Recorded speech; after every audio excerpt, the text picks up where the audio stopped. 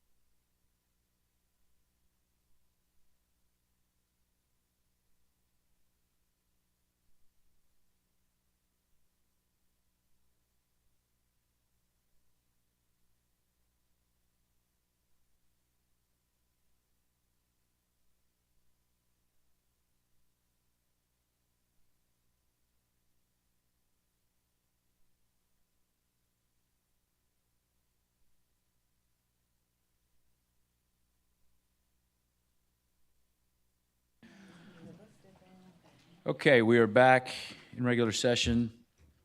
Welcome everyone back. I'd like to just make one quick note. If you could please make sure that your microphones are on when you are addressing anything. You'll notice currently they're mostly all red. That means they are off. Green means they are a go. We will be asking everyone to turn them on if you accidentally do forget about that. So we move on to our next item, which is the health and insurance plan design. And we welcome back Mr. Anisha Gray, Ms. Samantha Burris, and our representatives from USI. With that, I'll hand it over to Mr. Anisha. I'm making the. Good afternoon, everyone. It is still morning. I apologize. I think I may have been up in a whole nother day. We have a lot of information to present today. We're going to try and get through it as swiftly as possible. We're going to start off with some softballs, which is dental and vision, and then move into the heavier meat and potatoes. If you want to try and let us get through the material before we get to questions, because that'll help us move along, that'll be helpful. But if you have a burning question, please feel free to stop us. Here at the table, I have Ms. Samantha Burris, who is our insurance technician. I also have Mr. David Babin, who's here from USI, and also Mr. Tom Turner, who does a lot of their financials. So I will turn it over to David to get us started with dental and vision. Good morning, everyone. Appreciate the opportunity to be before you this morning. Again, I'm David Babin with USI, and we have Tom Turner. He's our financial underwriter, been with USI for quite some time, has been our lead underwriter for St. Charles Parish School System for many years now. Done a lot of great work for us. So we're going to incorporate him in our presentation today to kind of as a backdrop to some of the analytics we have that we're going to be talking about. And it's going to be kind of a collaborative effort between our team and Ms. Gray and Ms. Buer. So where it fits, we'll kind of switch it back and forth. But we'll start off with dental and vision. So we're just going to dive right into our presentation here. And right behind the 2026 dental and vision illustration, we're going to talk through dental. So our Humana Dental and our Humana Vision is up for renewal for this coming May. Just a little background on the Humana Dental. We've had this in place since 2010. It's typically an annual renewal, which is what we've been experiencing. Just a little background on our claims experience. So when we were fully insured on our health plan, we had a lot of conversations around loss ratios and our premium versus claims, kind of premiums, the checks we write to the carrier, claims, the checks the carrier writes in the form of claims reimbursements. This year with Humana, we're running around 91%, so our loss ratio is a little higher than what we'd like to see it at, which is typically around 75 or 80% to receive a more favorable renewal. And that 91% doesn't include taxes or admin fees. That's just strictly our claims versus premium. So we're going to kind of dive into the spreadsheet here. We had received an initial renewal from Humana. We went back and appealed it because we did have some competitive data. We're going to be talking about that.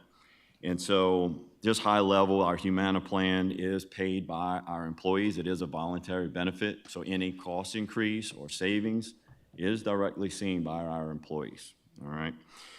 We have a $2,500 maximum. You'll see about 5 lines down, annual maximum. It's a great benefit. We're going to talk about where some of our utilization is coming from and how our employees are using the plan, but we have a $2,500 maximum. We cover orthodontia and full service plan from preventative, basic, and major services. Kind of going all the way down to the bottom, kind of cutting to the chase, you'll see our current employee-only premium is $31.80. If you have you plus anybody else, a child, a spouse, or a family, you pay $95.80. Very briefly, when we shopped life and dental a number of years ago, we moved from Voya we decided to go with Hartford, but it was between Hartford and United. United had come with a higher rate than Hartford, but they were offering a discount or admin fees where the district would have seen the savings, but not directly to the employees. They're offering something similar here. They're offering if you buy United, then you get a $3 discount off the admin fee, which equates to about $134,000, which is the difference between Humana and United. But this is a voluntary plan, so the employees would see a 20% rate increase, the district would see savings, and then the district would have to figure out, do we want to divvy that money back up to employees or do something with that money? So it's not as cut and dry as a typical savings, but we're just showing it here for illustration. So that's a rundown on our current renewal. Any questions about any of the plan design or our alternate plans? I have a question. Yes, sir. The renewal rate, 35.74. Mm-hmm. That's per month. Yes, sir. Times 12 is how much?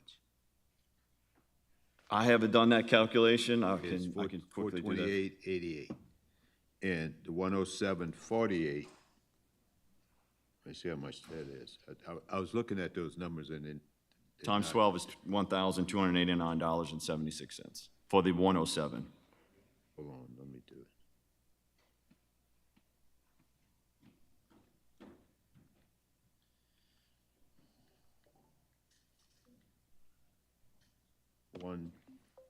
$1,289.76. Yes, sir. Not the number that's there, the 1,266.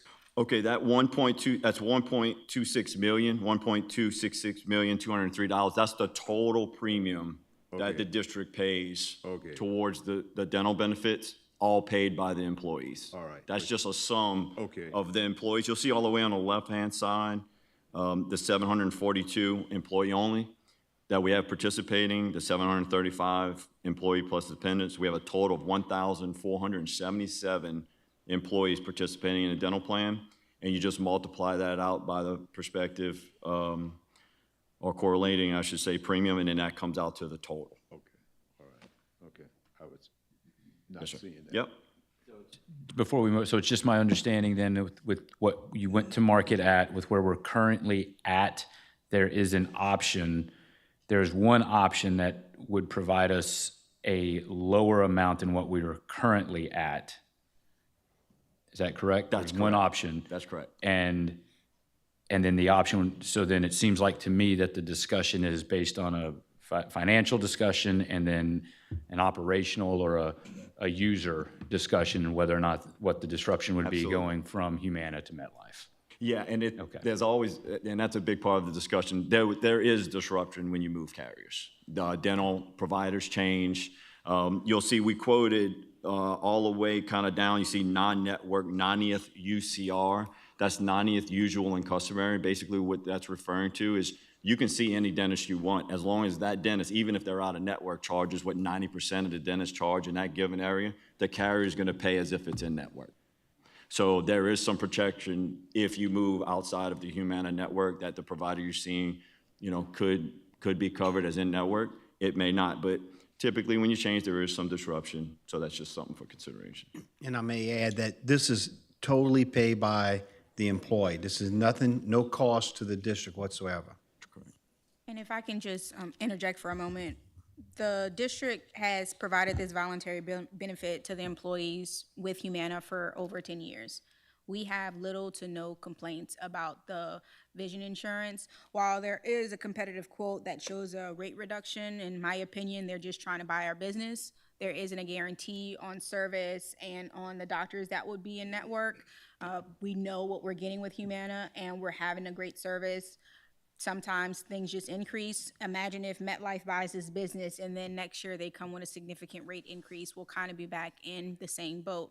Now, considering that and seeing that there is this increase, we did go to USI and ask for some alternative options so that we can meet the needs of our employees on the scale of pay. So if you were to go to the next page that's in your presentation, you'll see that there is some data that's from Humana. If you look at the chart that says percent of members paid claim costs, you'll see that there are different columns where it's 0 to 1,000, 1,000 to 2,000, 2 to 3, and 3,000 plus. The majority of the claims that's spent on the dental insurance is 91% in 2023, 89.9% in 2024, spend between $1 and $1,000. And then if you look at that next column, you'll see 7% spends between 1,000 and 2,000. So this led us to see if there is anything else that we can do as far as plan design to offer our employees some different options. If you go to that next page, you'll see the claims that are commonly filed on the dental insurance, and that's going to be preventative care, which is 50, 55, and 50, basic 28, 29, and you can see where the majority of the spend is. So the majority of the spend is cleanings, x-rays, the basics. We do have some percentage between 11 and 12% on major, and then between 4 to 6 on orthodontics. So USI was able to come to us with an alternative proposal based upon the number and the data that we were seeing for us to offer 2 different dental plans to our employees. Your option 1, which will be the plan that we currently have. It is a recommendation, if we stay with Humana, we can offer these 2 different options. They would be able to have that same plan with the annual maximum at the $2,500, and they would keep all their benefits, or they can choose to be in the alternate 1 additional dual choice plan, which is a preventative plus plan, which you can purchase this plan just to get your basic cleanings, x-rays, and there's some other preventative care that's included if you look down this list. So a lot of the things that's covered under the major plan is not covered in the preventative plus plan, but this is a cheaper plan just for people who just want to pay to get those basic services.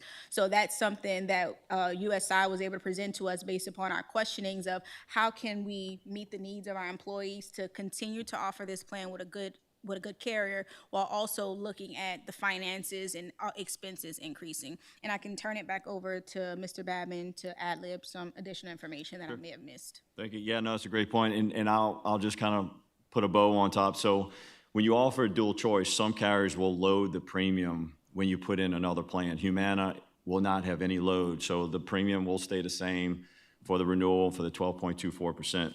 MetLife came in after we submitted to board docs of their option, and they did not have a preventative plus plan only to offer. So they had more of a traditional with a lower maximum out of pocket, which was higher than the $14. It actually came in at $26, 24, 26 bucks. And MetLife would actually load the primary plan 3% if we did a dual option. So it made it a little bit less competitive if we decided to do a dual option with MetLife, and their alternate plan would be $24, $26 compared to the $14 alternate here. So if you have employees like me who only want to get their teeth cleaned and the x-rays, don't want the full plan because I hardly ever use it and take a chance, this is a cheaper option. The employee-only amount is recommendation to remain with Humana and also offer the alternate 1, which is the additional dual choice. If we can get some feedback from the board on your pleasure of moving forward. This is my feedback, but also because we represent educators, the difference in that, we have Bayer, we use Delta Insurance, and our dentist is out of network. We have to pay everything up front, hundreds of dollars, and then we get a reimbursement check maybe in a month or 2. That's something to consider too if we're going to change something that would take somebody out of network. And this will be brought to the board table at the special board meeting on February 11th for an official vote. Administration was just looking for some guidance on how to prepare the item. Stay where we are. Okay, perfect. Thank you.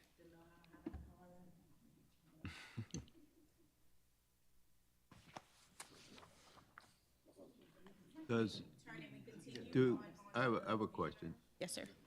Will this rate, let's say 1486, that's for 742 employees, would that rate decrease if we had more employees or more people? Yeah, great question. No, sir. So this would basically come in as an alternate option. If you on the plan right now and you want a lower premium, you could switch over to this one if you mainly do preventative services. If you're not participating because you say, that $31 is a little high, I want to save money but still get my teeth clean, this would be an option for somebody that's not on the plan. So there's no participation requirement for it. We fully meet participation requirements with the plan we have existing, so we can put this on and 5 people could choose it if they wanted to. The rates are locked in at this point, regardless of who gets in, who gets out, and what kind of participation we have. What about if you got more people? And what I'm getting at, with the government has basically eliminated insurance for a lot of people. If we got people from our community, let's say, if I'm an employee and I have older children, would they be, you know, if you made those people eligible? So whether it's our medical plan, any employee benefit, it has to be a legal dependent or spouse, you know, it might be a dependent that you have legal custody of. Anybody that's part of your household that you have legal representation for biologically, that's who's eligible for the plan. You couldn't bring in outside non-family members to participate unless you had a, I think this would also, that would affect some of the policies that we've put in place as a board as far as who's covered under our plans and so forth. In other words, we'd have to change policies of the board to be able to start carrying people who are not under, you know, so.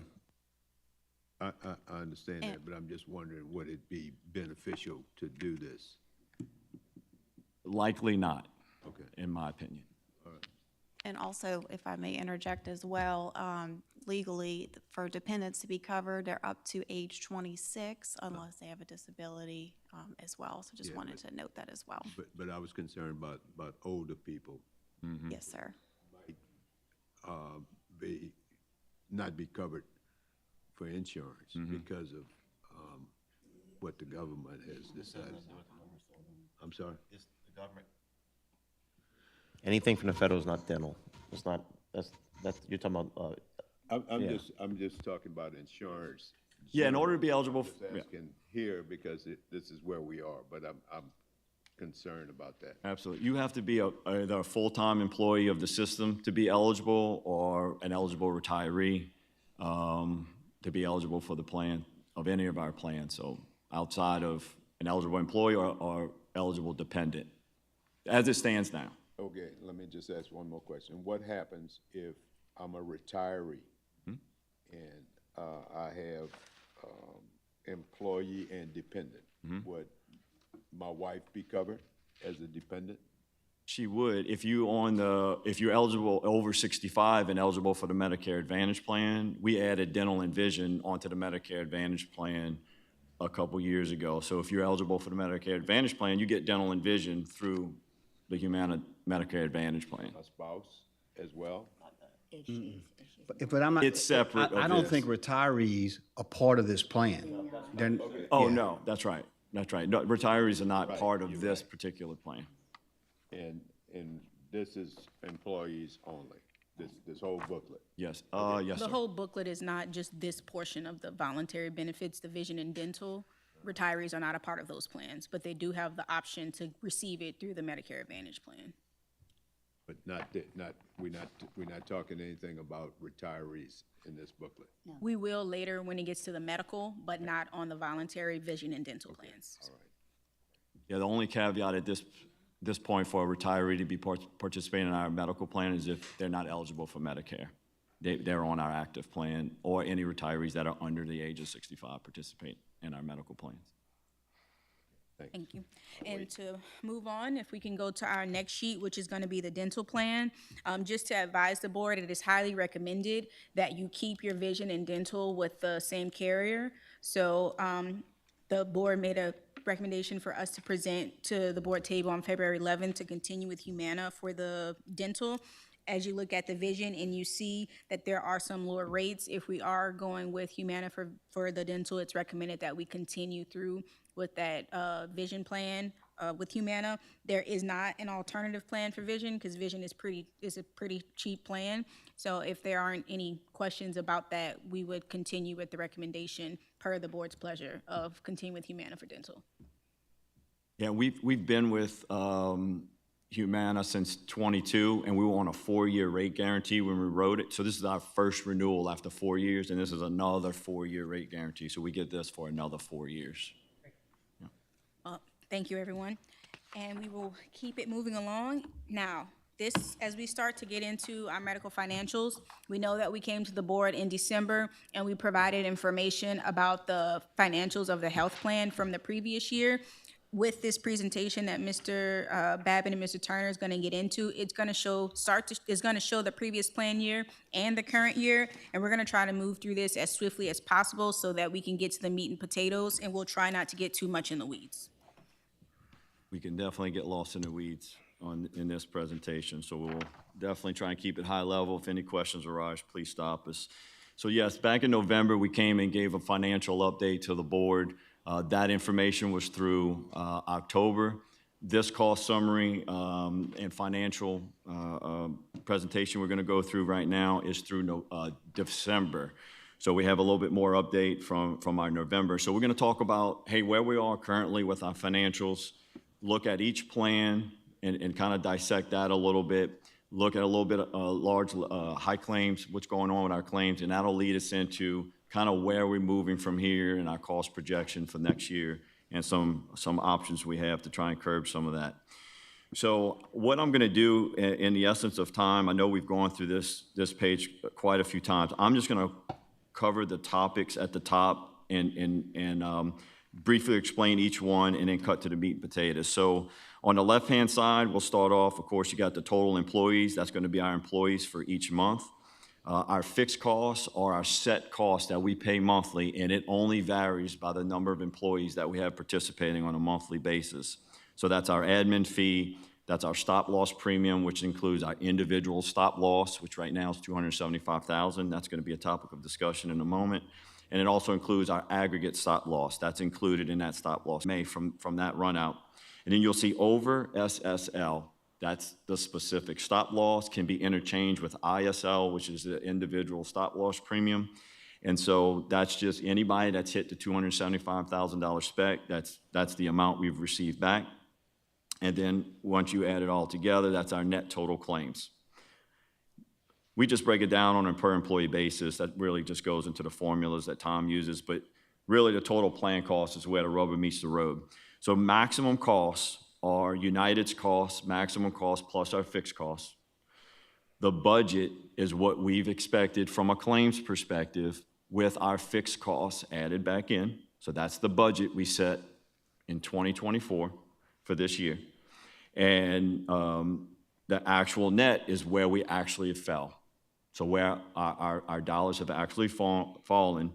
And if you kind of go to the bottom, we represented this in our November meeting. We've received so far $1.6 million back from Optum in a pharmacy rebate and $303,000 at the end of the summer.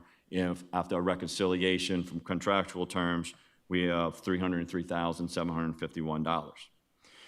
Bottom right-hand side, that red $289,930, we're 1.4% over budget as we sit right now, 1.4%. So if you go down that actual net, right now we're settling at $21,738.22 compared to what we actually budgeted, which was $21,448,292. And we have a little, we're going to annualize this and kind of bring this out for the full year and where we think we're going to fall. But as we sit right now, 1.4% over budget. So this next plan, this page here looks at all three of our plans. And the purpose of this page is to kind of break the three plans we have. We have a base plan, which is our Ochsner-driven plan, kind of our hybrid EPO, our exclusive provider organization, where we're driving employees to Ochsner because of a lower deductible, but they can see anybody in the national network with a little bit higher deductible. Then we have our high option plan. That's kind of the Cadillac plan. It's the best option as far as benefits go, and it's our national network. And then we have the HMO plan, which is a very great benefit, more based on the HMO style with copays. Kind of cutting to the chase here, all the way at the bottom, you will see net claims / premium equivalent rates. What that is telling us is how is our plan running? So if it's running at 100%, it's running the way we want it to run. It's running really well. So if you look at the base plan, we're at 98.6%. We're basically right on target there. And what it's looking at is the amount of premiums we're collecting and charging for our premium equivalents versus the amount of claims that are spent, and that's the ratio. So 98.6% on the base, running really well. The high option plan, running extremely well at 54.6%. The HMO, traditionally for us, has run a little higher. It's running at 115%, 15% over target, not terrible, but it does leave us some room to possibly make some plan changes, which we'll be talking about, to bring that more in line. Any questions on this page? All right. Oh, Do you have another mic by chance? Okay, thank you. So just so we're clear, when you look at the premium equivalent rate, you want that number to be close to 100%? yes, sir. In this scenario, because we've always, in loss ratio terms, 75%, 80% in that loss ratio. And Tom, you want to expound on that? That's a why I little just bit? wanted to make sure we're clear and the board is clear on how those plans are Yep. truly running. Yeah. And what are the numbers in the, right after the dates, the total EES? EES is the total number of employees that are participating in that particular plan. So just as an example, line one, in May of 2025, we had 1,016 employees participating in the base plan. And why do you have them added up? Tom does that for formula purposes, more or less. You want to expand on It that? also shows, where your employees are enrolled in which plans. And so, like your high plan, it's minimum enrollment in the high plan. You currently have 113 employees enrolled in the high plan. You have your base plan is, the HMO is at 777, but most of your employees are in your base plan. So you're going to have, any changes, the base plan is going to have the biggest impact overall. But my question, The reason why he's showing that, the reason why he's showing the breakdown and then showing the total is it shows what the cost plan drivers are. So I know you're asking, why is it added up, the 747, why is all that added up at the bottom? That's just something that he does behind the scenes from a calculation standpoint. Yep. Just showing that there's 6,086 as a number, it doesn't serve any purpose to you, in consideration. What really helps you is looking to see that there were 777 members in that HMO plan, so that with that plan running over, that there's cost drivers and high member enrollment in that plan, that we need to make some changes to financially get closer to the 100% to get away from the 115%. So that's why there's that breakdown, and I apologize that the total seems confusing, but it doesn't serve any purpose to help you. It's really just showing you that every month, how many members are in that plan and cost drivers that come from each plan. It also gives you a total for the year. So, like an average. And then when you divide the total for the year by the totals, you come out with a PEPM number. I would prefer to see an average Okay, we could do that. instead of total.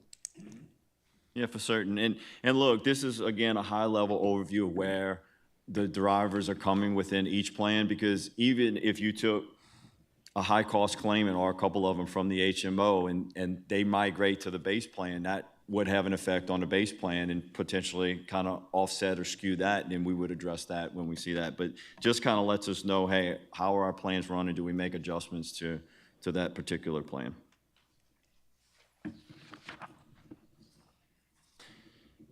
Any other questions with regards to this topic? Okay, let's move. Good? Yes. Okay, great. And look, we just did a quick look back on page 3 of last year, and we're going to be able to show this on our historical, but last year we ran $855,000 under budget.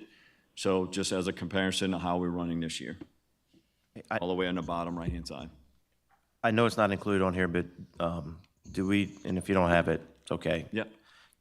So the numbers at the bottom of 25, 26, the net claim, premium equivalent rates, do we have those rates for that 24, 25, like the final ones?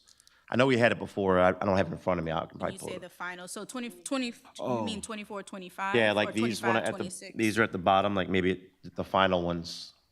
Like if you were to just look at the final 24, 25, did we end up, over, under? Yes, sir, that was a part of that December presentation. Was it? That's what Okay. you're referring to? Okay, I'll find it. We can send it to you again. I'll find it, yeah. Was it in board docs? Yes. Okay. Ray's point, and possibly to Mr. Ellis's too, perhaps we look at the way that this is getting presented to us, and I think we show historical in some places and not in others. And I think for quick reference for us, it would be beneficial to see an historical at the bottom of these, just so that we've got a comparison as we're looking at the numbers as they currently are to where they kind of quote unquote need to be. If we could do that. How you saw with the voluntary benefits, vision and dental, you saw this is what we, Yep. this is what the current is. This the is where- previous, this and is where we what we're were. going to. Yep, Yes, sir, yep. we can do that in the future. Yep. For more clarity purpose. And just getting feedback since When was that December? When was that December meeting? Sorry. It was in this- November, I believe. November? Yes, sir. Okay, sorry. Thanks, I was looking December. I think like the 15th, Yep, somewhere got around it. there. Thanks. Okay, so on page 4, this is really a look back over our last 3 full plan years, just to kind of give a historical look back. And then what we also do is annualize where we're going to be at the end of May. Not necessarily a projection, but taking the numbers where we sit currently and kind of looking forward into May and adding in the last couple months. And so this kind of tells the story of what we're going to be talking about in a little bit, about the rising costs in claims that we're seeing, why our projection is where it is. And I'll just point out a couple things in this presentation on page 4. So at the end of this year, we would have budgeted 32 million. If you go to the 25, 26 annualized, the first cost summary I went through only went through December because that's the data we have thus far. On the annualized, what we're doing here is we're taking this out through May. So we have 32,172,000 that we have budgeted for at the end of this full plan year. We believe our claims will end up somewhere close to 21,074,000. The RX claims somewhere around 11.8. And if you kind of take it over to the right-hand side, RX rebates, a total of 3.6 million in this plan year. And so all the way on the right-hand side, once we factor in our rebate and the cost of claims, $31,920,918, or just a little bit under budget at the end of this year when the dust settles, okay? But I do want to point something out that's just interesting. If you just look at last year to this year, where our claim spend is, look at the $20,129,000 right under the medical claims column. $21,129,000 in the 24-25 plan year. This year, we're expected to spend around $21,074,000. That's almost $1 million increase in medical claims over the same period last year. If you look at pharmacy, $10,000,001 this year for last year. This year, we're expected to spend somewhere around $11.8. Almost $1.7 million increased over the same period last year in pharmacy spend. So we're going to spend about $2.6 million in claims this year as compared to last year. So as we talk about a projection and where we see costs going, a lot of what we're seeing is an increase across the industry, both in pharmacy and medical. And we'll talk about some of those underlying causes, but just wanted to point that out. And also note that the employees are going down, so that's less people that are in the plan, but yet the claims have gone up, so. That's a good point. That's a good point. And so as we move forward, 24, 25 large claims, really the takeaway here is we're going to get into a really big analysis on our stop loss, and large claims will become a factor. But in 24, 25, we had 4 large claims, 1 through 4, that went over our stop loss of $275,000. So we're going to see and talk about how that plays into some of those decisions going forward on whether or not we want to move our specific from 275, but that's really the takeaway here is we had 4 last plan year over our 275 spec. On page 6, this gets into our plan design, our claims on this year, our large claims. And again, I'm going to try and hit the high level here. We still have a few months left of this plan year. This goes through December. And so you'll see 1 through 4. This year, we only have 1 that's over the 275,000 spec so far. Only 1 so far. And you'll see that was a pregnancy on the right-hand side. The diagnosis in general is related to that. So far through the 2025-26 plan year, we only have one individual right now that goes over that $275,000 spec. But if you go down at the bottom, you'll see pending claims. This is information we feel is important. We're starting to include. These are claims that are out there but haven't hit the books yet. And so these pending claims still have to be applied with our network discount. So being part of the United Healthcare Network, you get probably a 52% discount, somewhere around there. So you could take that off the top, but this does tell us we have $1 million, $569,000, $553,000, and $313,000, 4 claims pending for this plan year that still hasn't been counted on the books. And so with that being said, by the time this year ends, we expect at minimum 2 to 3 of these will be part of our large claims and hit our 275,000 spec. And it's also to keep in mind as well, while those larger claims that's at the top, they did not hit the amount over the stop loss. Those are chronic conditions that could possibly cause us to have those bigger claims as well. So you just want to keep those pictures in mind of the amount. Now, these are not all the chronic conditions that we have on our plan, members who have chronic conditions, but just keep that in mind of the costs that are driven with these chronic conditions.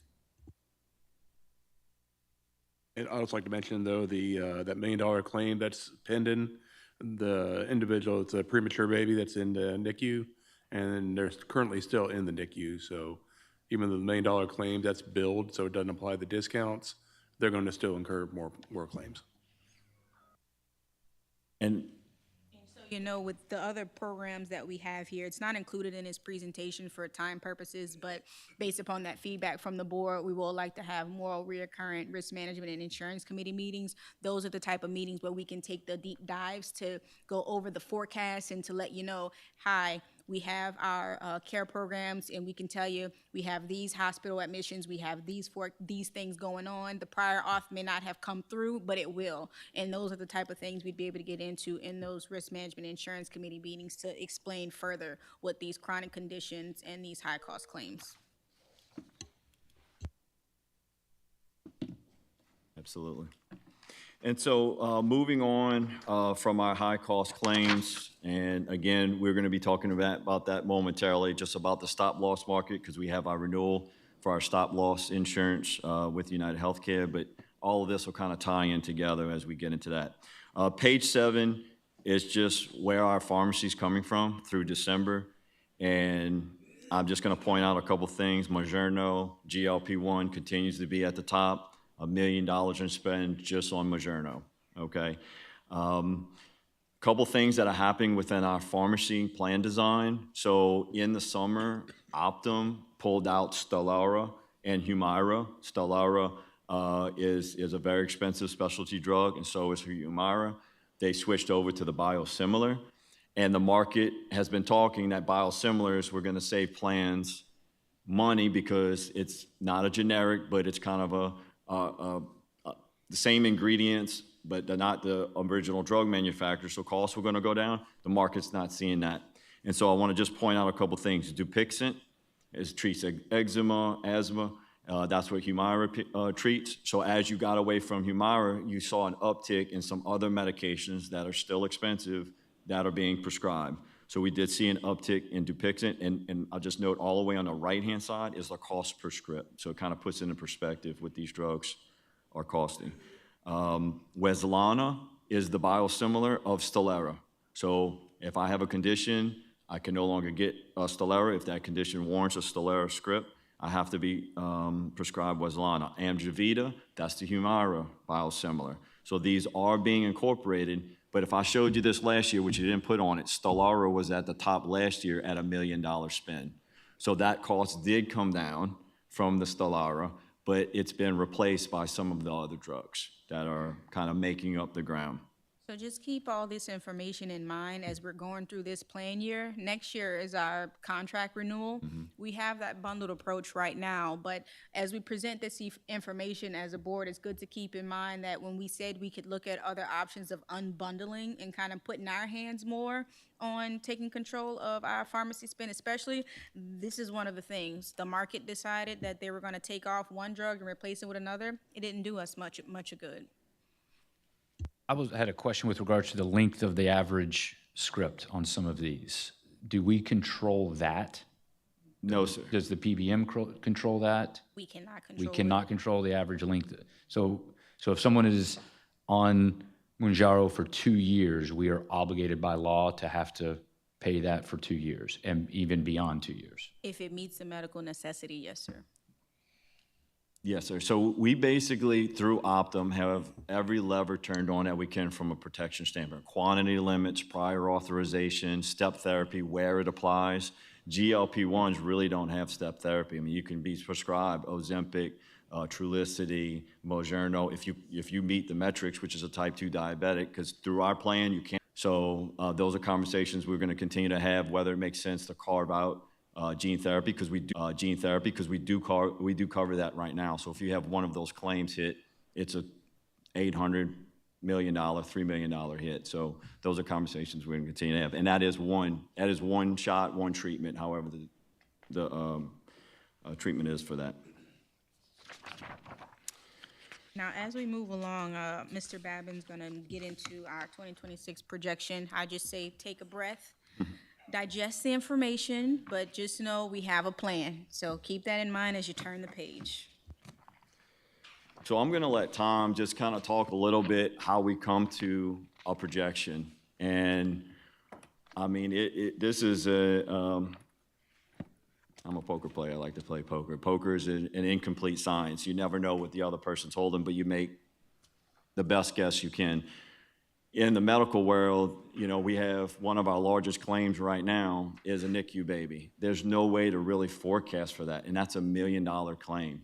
So in Tom's world, what he's doing is trying to set a budget that keeps our plan financially healthy based on the medical data that we have now, what's currently happening, what's happened in the past, and how we can look forward using predictive modeling to determine, hey, these are where our medical costs are going, these are where our pharmacy costs are going, this is where trend is taking us. And so what he does each year is we set a budget. And as we've gone in our historical cost summary, for a $30 million spend, we've been pretty close each year setting this on what it's gonna happen in a year, almost a year and a half from now. So what Tom has done is put a projection together. I'm gonna just let him talk a little bit about how he comes to projections, some of his thoughts on this year. Thank you. We look at a rolling 12 months. We don't look at just this plan year. We look at a full 12 months rolling back. That way you get all the plan year deductibles, out-of-pocket max wrapped into the whole period. We look at medical claims separate than pharmacy claims. Their pharmacy claims are trending much higher than medical. So we pull out the large claims for the current 12-month period. We make any benefit adjustments based on changes in the plan. So there's been a shift in enrollment between the HMO to the base plan. We make those adjustments, come up with a trended, applied number, and then we apply trend. Current medical trend's at 7%, and pharmacy trend is at 10.5%. But that's annual trend. We're looking over a 17-month period, so we have to adjust that. So applied trend for medical is 10.1%, and pharmacy trend is 14.2%, which is pretty high compared to general inflation. But it includes a lot of other things other than just inflation. You got medical advancements, pharmacy due treatments and stuff. We come to a trended claims. We adjust back in for the large claims. And then we look at it on a per prescriber because there's a change in your enrollment. And then we look at the current enrollment and base it everything at the current enrollment of 1,928 employees to come to your claim rate. And the current claim rate is $36,695,510, or $1,586 per employee. We add in your administrative fees, we take the expected RX rebates, your stop loss, query fee, your total fixed cost, and to come to your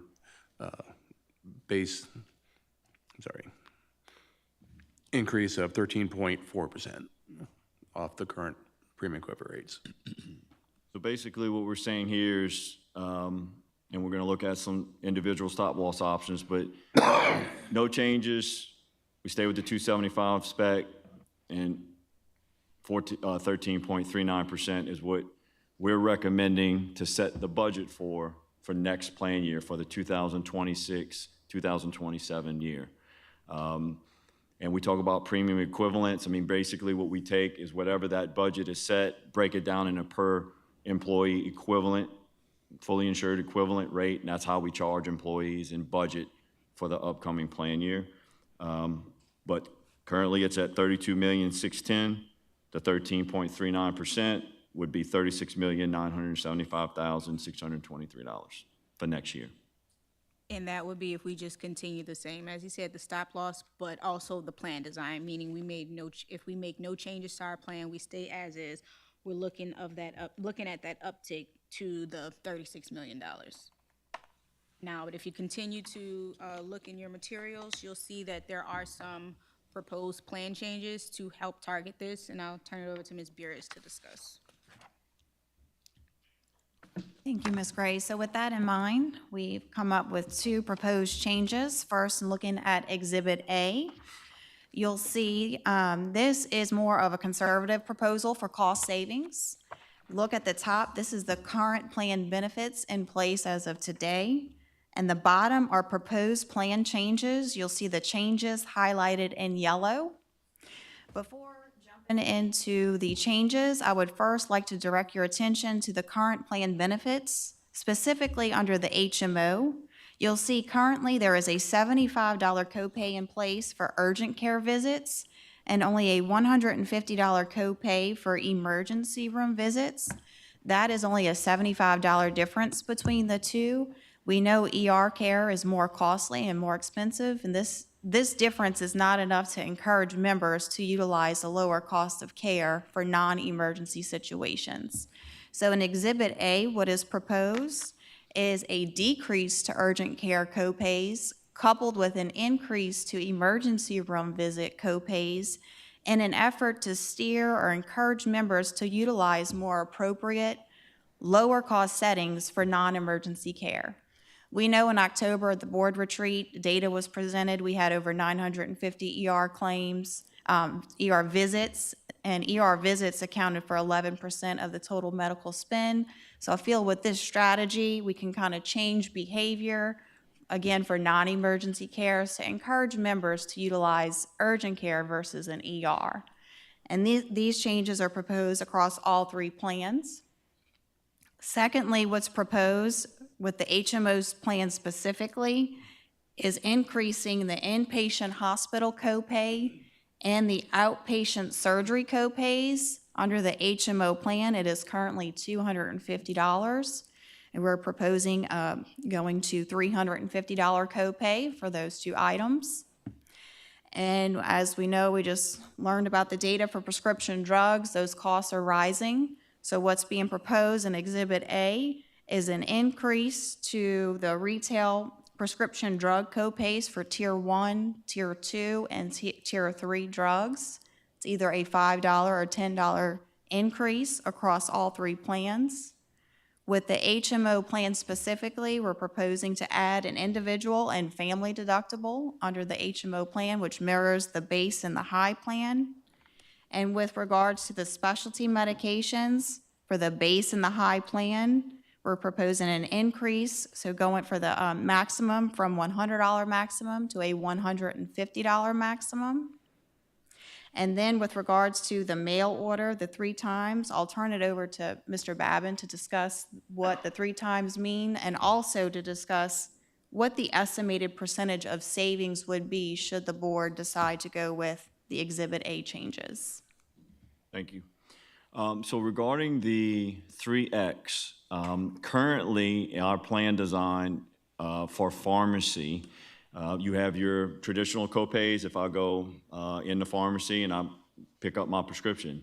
Then you have a 3-month supply if you go to a retail pharmacy. It's 3 times copay currently as we sit right now. If you want mail order, you have to use Optum's mail order. It's 2.5 times right now. So you get our members get a discount if you do mail order. In 2020, the legislature in 2025 directed at PBMs from an anti-steerage law perspective.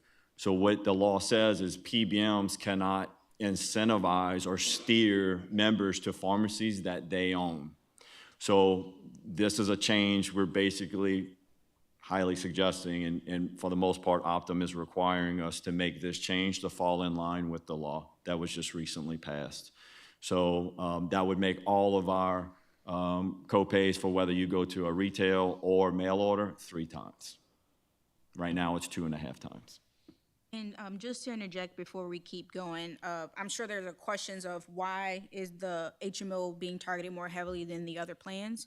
Just to give a historical perspective, the board 5 years ago had a Ochsner-only plan, which means that this HMO was only, you could only go to Ochsner hospitals in network. So the Ochsner network was only in Louisiana. So the plan mirrored close to costs of the base plan because you couldn't get care out of state and you only could go to Ochsner. When we transitioned to the wide Humana network, you could go to any facility that was within the Humana network on that HMO plan. So it's no longer just the Louisiana Ochsner networks. You can now visit any network that's in the Humana plan. We transitioned to United. United's network is nationwide. So the HMO plan now has the same network access that the base and the high plan offers, but the cost disparities are wide.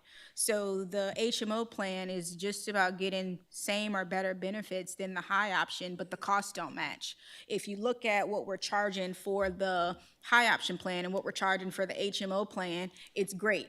And the employees are not having to participate in financially towards this HMO plan. So that's the co-pays, co-insurance does not exist on that HMO plan. So as Ms. Beard, Sometime, a couple years since we've moved deductibles or co-insurance or out of pocket, this does address some of those plan design. So in the first base plan, we currently have $1,000 for the Ochsner, $2,000 for all other providers. This one just reflects a $1,500 for Ochsner and a $2,500 if you went anywhere else in the network. And that's really the only change. So the only change we're addressing in the medical side, are that the deductible and the family deductible, which goes to $1,500, $3,000 respectively, and $2,500, $5,000 for a family. Mr. Babin, so looking at both these Exhibit A and B, there's no increase to the premiums, it's just changes to the benefit, correct?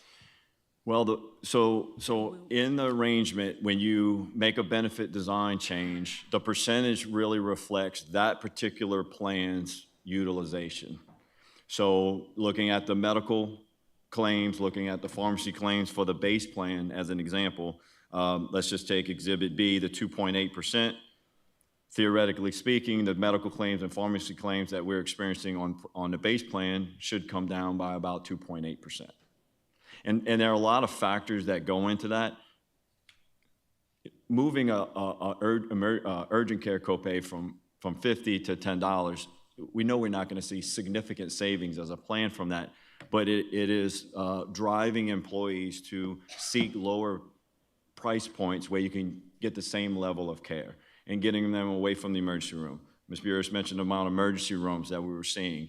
If you can stop 15, 20 of those emergency room visits at $2,500 to $3,000 for each visit, you're starting to kind of move the impact of claims from that perspective.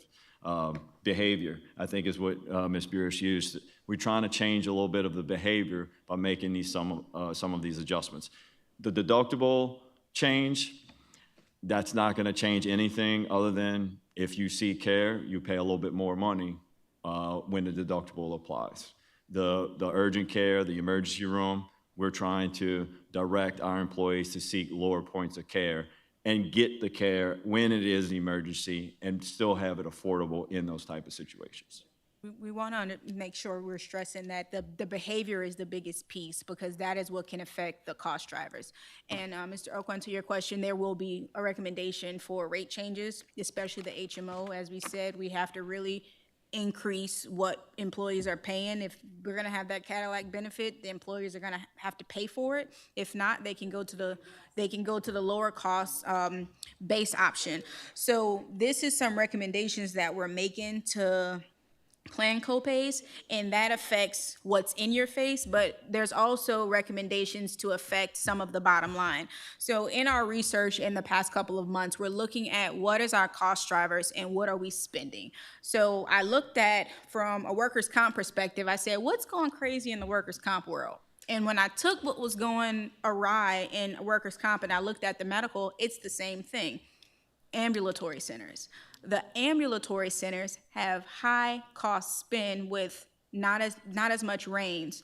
And let me be more specific. Let's say you're going to get a knee scope. You can get 3 knee scopes without any prior authorization for medical necessity at that ambulatory center. If you go to the hospital, you have to do a prior authorization before you can get that knee scope. But at the ambulatory center, you can go get 1,000 and the plan is not going to stop you, right? So that's where this recommendation comes from. If you turn back the page to that utilization management, we want to turn on prior authorizations for examples like those ambulatory centers to where it has to be reviewed for medical necessity.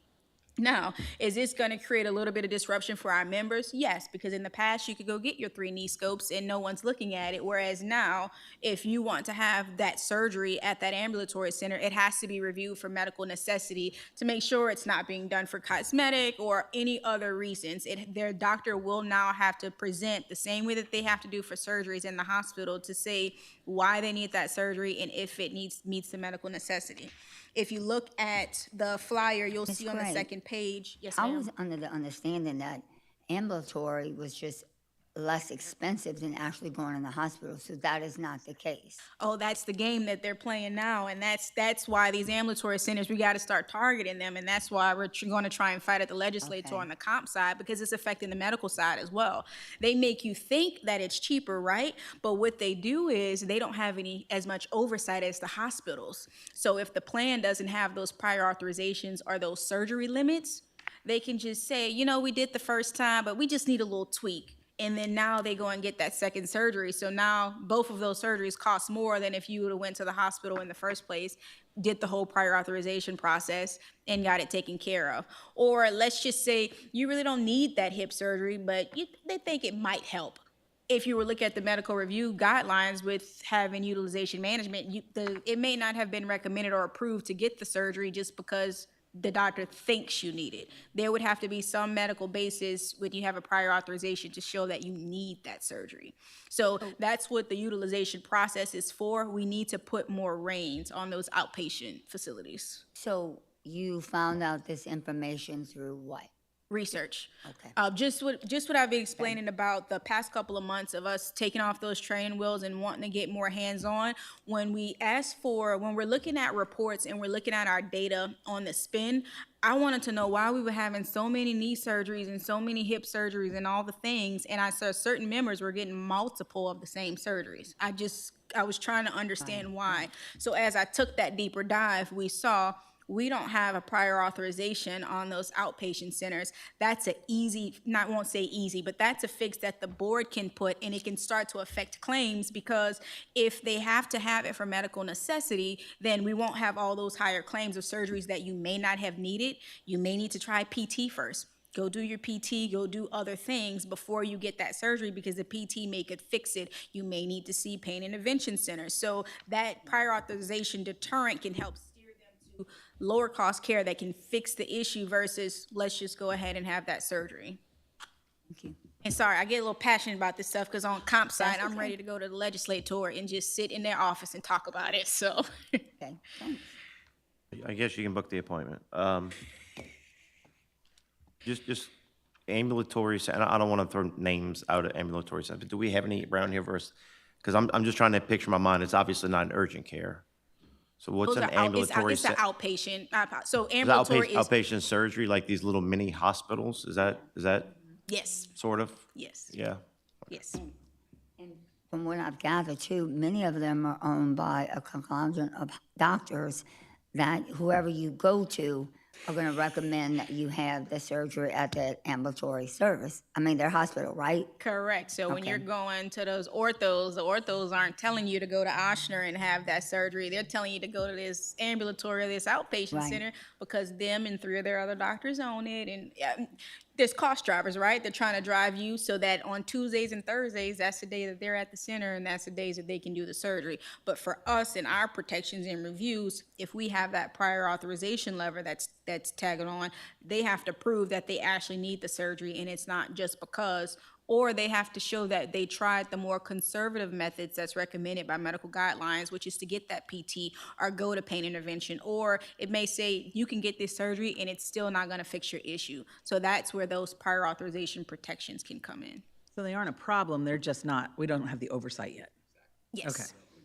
Yet. And that's what we're trying to put in place. And so this is just an example of the different things that over this next plan year and coming to renewal that we're going to be looking at and presenting data to the board so that we can get a better understanding of how we can affect our plan, not just in co-pays and deductibles. What can we do to get to the meat and potatoes to talk about cost drivers? And I can turn it over to Mr. Babin to talk about how that would affect our fixed cost plan spend, what's included and what's not included.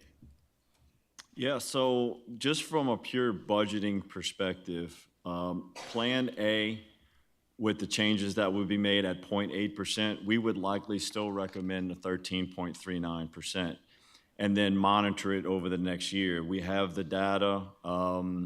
They're referring to I believe it was the October meeting where we presented a lot of the information, emergency room from year over year. We house a lot of that data and look, hey, are these changes making effects over the next year? Are we seeing a move to the bottom line? So at 0.8%, we would still likely recommend the 13.39%. If we decided to go with B and maybe make a little bit more of an aggressive change, we would likely lower our projection from 13.39 to maybe a point or two to match those more aggressive plan changes. So that's, depending on what we decide on, would depend on kind of what the budget is, but just based on the two options there, A, we would likely still stay at the 13.39 and then monitor that through the year. And then if we made more of an aggressive change, potentially take 1.5 or 2 off of the budget with those more aggressive changes. Where's the 13.39? That's in the projection. Projection. Got it. A little bit earlier. I got you. That's the projected overall budget. Connecting my dots, thanks. Yep. And as far as the HMO, it will still be the recommendation that we add on a 15% increase no matter what to the HMO plan. And we believe that that should happen on a 3-year basis of no matter what we do to the base and the high option to close that gap, there should be a 15% rate increase on the HMO for the next 3 years to account for the rich benefits that the employees should start to pay into. So that's option B. Is that option B? So that's a separate option. We were talking about the rates that the HMO is recommendation from administration that a 15% increase goes to the HMO alone for the next 3 years. Also say, when you talk And about plan changes. At the board meeting, we can make sure that we have that in writing so that you can see on paper what that would look like between the 3.8% or the 12%, as Mr. Babin alluded to, with that 15% increase on the HMO. So you're saying 15%, let's say, okay, you're paying $36 with a 15%, I don't know exactly what it would be, let's just say it's 40. It would say 40 for the next 3 years. It wouldn't go up Another 15 the next year, another 15 the next year? Yes, ma'am, another 15 each 15, year. 15. Yes, ma'am, because if you look at the disparity between the high option and the HMO, which those benefits are very closely aligned, it's double, almost double the high option that members are paying versus the HMO, but it's almost the same benefits. So in an effort to start to close the gap, we recommend a 15% increase over the next 3 years. So meaning this year 15%, next year 15%, and the year after 15% to close that gap, because that plan was supposed to only be Ochsner only, but it's no longer Ochsner only. So those claims can be spent at any hospital, any network in Louisiana and nationwide. Yeah, and just from the budget perspective, Tom always helps and provide the premium equivalents. So you take the big number, right? So next year it's 36 million and change. We take that number and break it down on how many members are in each plan and give an equivalent rate on an employee, spouse, child, and family. So that's a total just for budgeting purposes. And then from the board's perspective, you decide how you want to charge the employee from that perspective. And we're talking about the employee contribution, correct? So we're talking about them from the employee's contribution of 15%. So we help with the larger budget projection along with the premium equivalents, and that's broken down into used to do the employee contribution. Okay, so from what I'm understanding for that, the HMO, you're talking about 15, 15, 15, correct? And then you're talking about all these increases of copays, either Exhibit A or Exhibit B, correct? So HMO would be hit twice. Yes, ma'am, but the claim, we're running 15% over Right. budget right now, and we have been running over budget for the last few years, and that's because that plan is just too rich, and we're going from a potential $32 million to $36 million projection, and in order to start to target that, we do have to make some changes, and I understand that it may be uncomfortable, and we want to continue to provide the best benefits to our employees at the best rate, but we also have to realize our financial standpoint that if we don't make some changes that are a little bit more than conservative, that the projection of the budget will continue to rise versus coming down or staying at a plateau.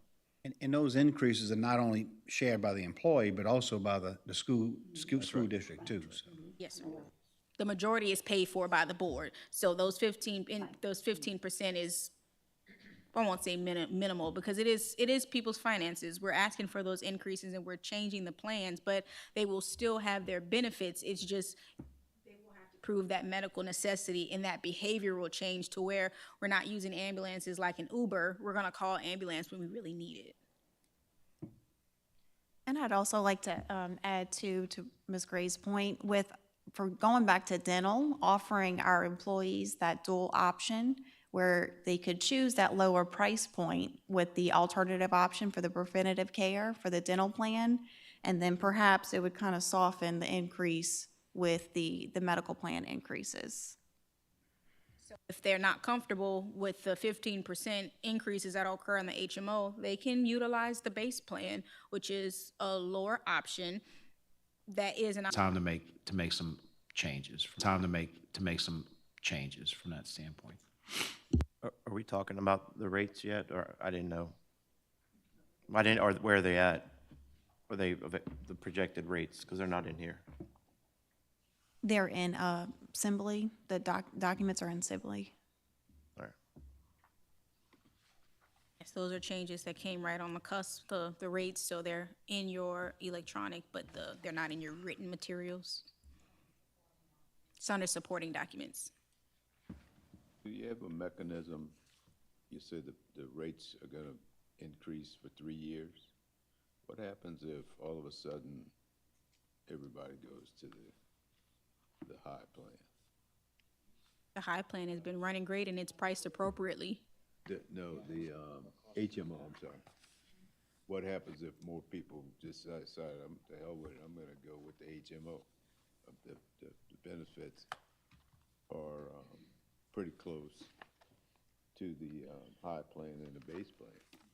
They're not that far off. Yes, sir, the What HMO. happens if that happens?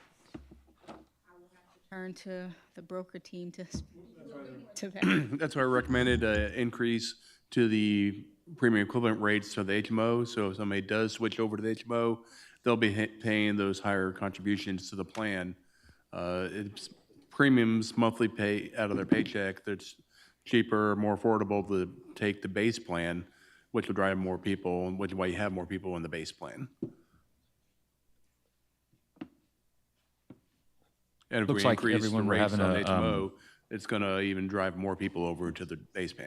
think so. Yes.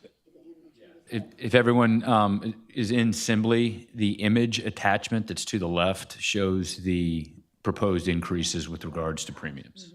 Just a reminder, this is our first time with Assembly, obviously, so, we're working through some, but is there? Thank you.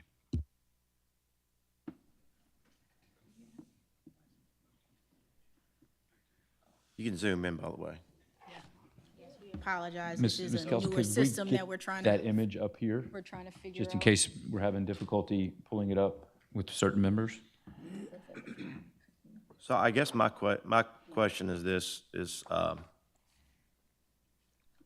if I look at how the plan is, each of the three plans are running, right? And I'm just looking at the bottom on that 25, 26, page 2, I guess, cost summary by plan.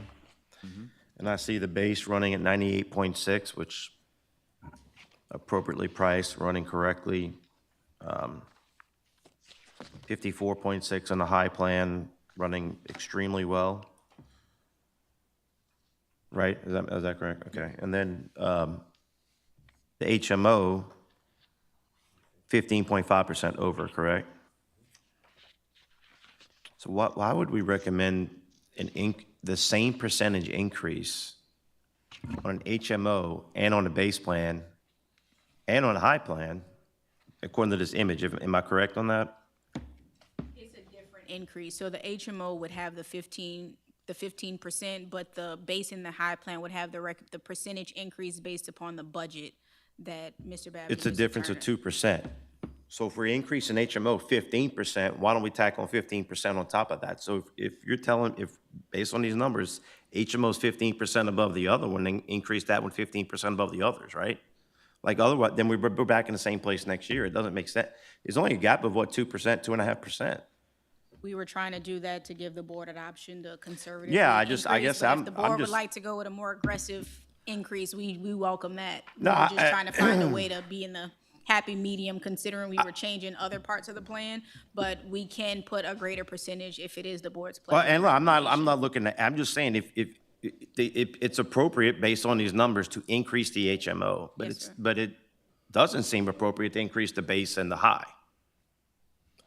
Based on page 2 of this. So the recommendation to increase all three plans is because our budget itself has to increase. So you're keeping up with the budgetary increase. It was the recommendation to increase the HMO more than with the budgetary increase. no, and I But if- understand. But if for numbers purposes, you believe the 15 is not enough, we can tack on a higher percentage increase. Well, let's look But at to it this meet the way. budget, regardless of what percentage, the budget itself has to increase, so the rates have to increase to match a budgetary increase. Well, and let's look at it this way. If we have a problem with HMO, we got to increase 15% per year. We can, number one, let's address the problem and do what we need to do and fix that and increase it to what we need to increase it to. The other thing is when you look at the HMO versus the base, even whether the current or the renewal option, why is it, skip past employee and go to employee, spouse, employee, children, family, and I'm only looking base versus HMO. Why is the base more expensive for the family versus the HMO? So take family, $684.07 versus $626.52. You see what I'm saying? Like it seems like we're going to be back in the same boat. Yes, sir, and I'll defer to USI on that, on why the numbers are. Maybe there's something I don't. They're looking at the rates that y'all.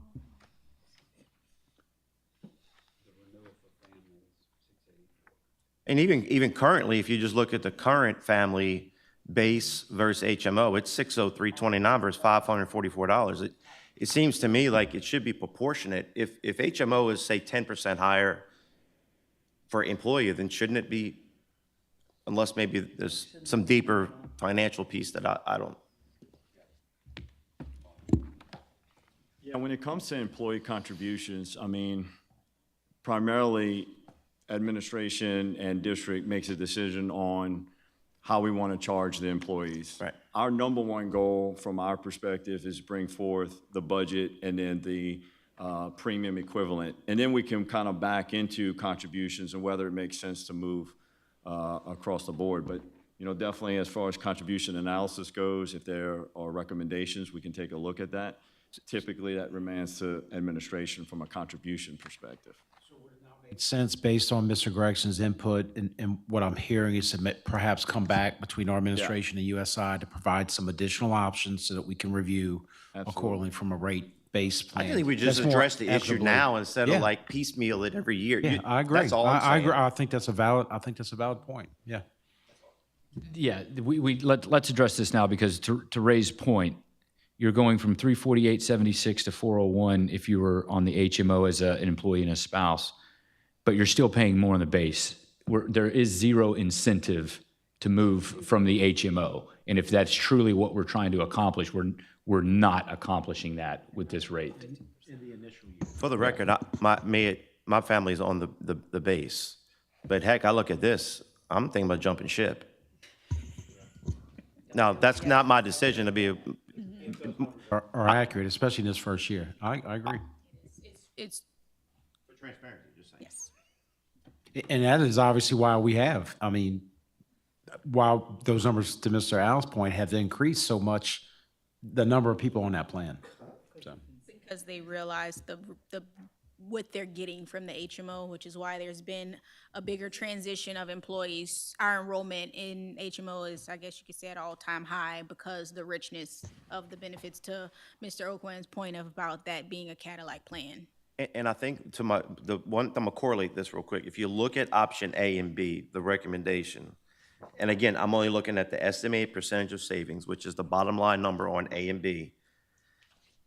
The gap in what we're gonna see on option A is actually the same, estimated at 0.8%, and the gap on option B is only 1%. So those changes, I don't see, I mean, I see intricately some of those things, but so, yeah, I think the correlation there, we're not moving the needle enough. Like, if you hit the HMO, yeah, are you increasing employees? Yes, you are, but you have the base. I think, it was Ms. Weber or somebody mentioned it, or maybe, I don't know, whoever.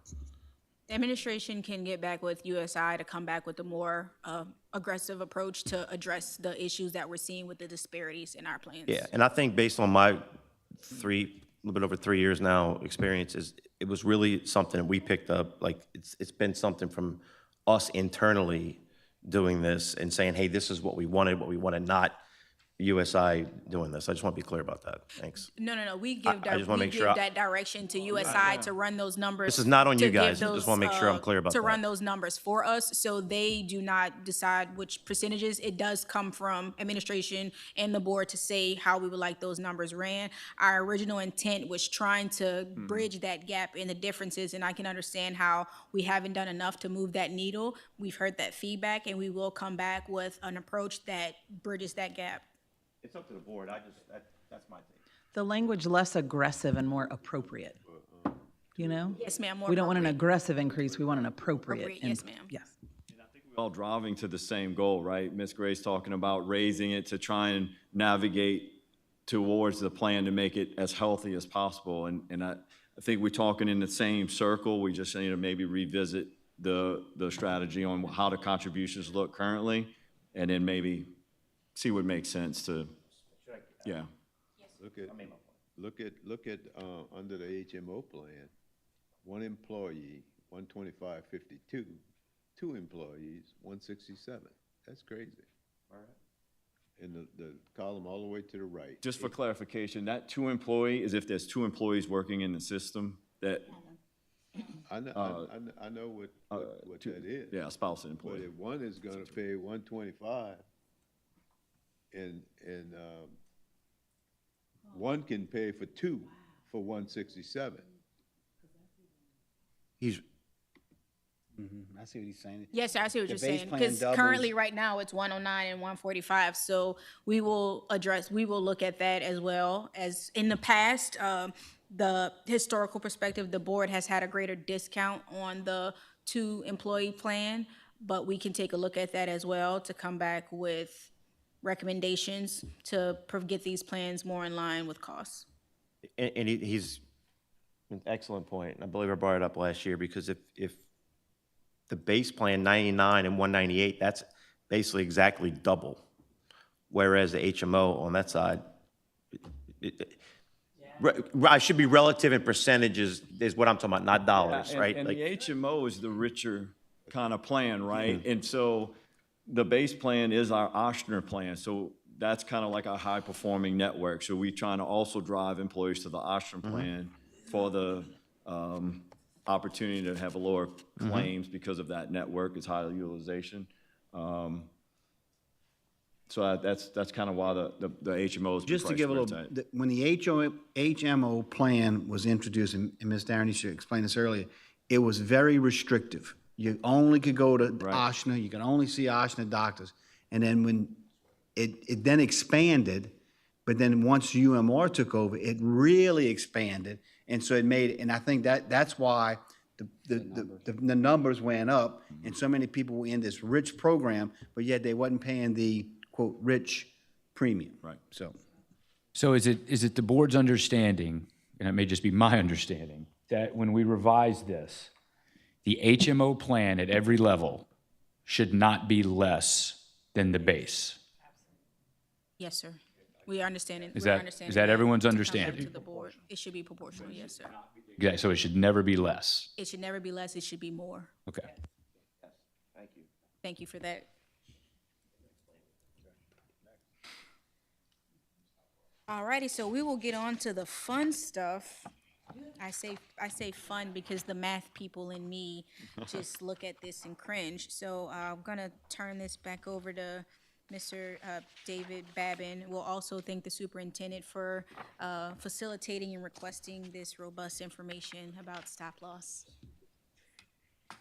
Yeah, no, look, it was a great request and great timing because, you know, stop loss is something that, especially when you move from fully insured to self-funded, it is a hard number to put your finger on because we don't have much claims experience to go of in history outside of traditional claims data that we would get from Humana. I'll just quickly clarify what our individual specific deductible is and what it means. So since we're self-funded, we basically pay the first dollar of every covered claim up to $275,000. That's our responsibility on every belly button in the system that participates in our plan. So if it's $1 million claim, we're responsible for $275,000, and our reinsurance picks up. Anything under the $275,000, we're responsible for that. And so the balance in determining whether or not you have a certain specific deductible, whether you raise it or lower it, there are really two main factors there, and that is claims and premium. And so as you raise the deductible, and it works similarly on the property side, but a little bit more predictable on the property side, as you raise the specific, your premium comes down. But it all depends on how many large claims you have in any one given year, because if you go from 275 to 375, 275,000 and 375,000, if you go, you have 100,000 more that you're responsible for every belly button. So you take on more risk. You save in premium, you take on more risk. So we've started with a 275,000 specific deductible, and we've had that for the last 3 years, now going into our 4th year. The project we took on, and Mr. Alexander asked it in one of our most recent board meetings, hey, what has this been for us? Has it been a good move? Have we been in a good position? This page here that says St. Charles Parish Public Schools individual stop loss cost analysis goes through that in great detail. And so what I'm going to do is look at the first block in gray, which is the first year we were self-funded. We were again, chose 275,000. Tom led the ship on that, and I'll say, especially when you move fully insured to self-funding, you are going to take a little bit more conservative approach because there are a lot of unknowns out there, and you want a couple years of data under the belt to really do a true model of where we've been and where we need to go. So the individual stop loss, under that, you'll see 2022, 2023. I'm going to hit some of these numbers to give us perspective on where we're at. Current is where we currently sit, $275,000 spec. As we go down, that's our per employee per month premium that we paid 3 years ago in that 22-23 plan year when we first moved to Humana. We paid approximately $1.497 million in premium. And at that moment, in that year, we had 6 large claimants over our spec of $275,000. So any amount that we pay over the 275, we get reimbursed from the stop loss carrier for any dollars that we spend over the 275. Because we write the checks, anything over 275, we get reimbursed. We were reimbursed $1.475 million of the $1.497. So we came out ahead, $22,248 was our net cost that year. Let's just go to the right. So if you take proposed one, if we would have been at a $300,000 spec, our first year, in that first year, how do we make this make sense? Look at the number of claims over ISL, individual stop loss. It goes down as we go to the right. Why? Because we would have taken on more risk and paid more towards the deductible. Okay? So that's why at $300,000, of the 6 that met it at $275, only 4 would have met it. Okay? Because we pay in more towards the specific. But what's interesting, if you go down to additional paid claims, that's how much more we would have paid if we would have raised it at that time, okay? So we would have paid $120,000 more towards the specific in year 1, and again, we would have paid $128,000 more. So we can go to the right. If we would have been at $375,000, we would have paid $309,000 more. $400,000, we would have paid $354,000 more the first year if we would have had another deductible. All right? So we need to go down. Well, the first year was sort of an anomaly, maybe. We had 6 large claimants over $275,000. Let's take the proposed one at the $300,000 and go down and kind of correlate that with the current $275,000. So in year 2, in the 23-24 plan year, if we had the $275,000, we had 4 large claimants. If we would have been at $300,000, we would have had 3. And then if you see the additional paid claims in year 2, would have paid $94,000 more towards the specific deductible. $1.485 million is what we would have spent compared to $1.442. We would have spent $43,000 more that second year as opposed to having the $275,000. And then we'd go down one more, again on the $300,000, just to make sure we're all on the same page. In year 2024-25, we would have had the same amount of claims in the third year because we had 4 high claims. We would have paid $100,000 more under $300,000. We would have spent $43,000 more in year 3 if we would have had a $300,000 spec. So what this tells us, at minimum for the last 3 years, we've been in a pretty good position at $275,000.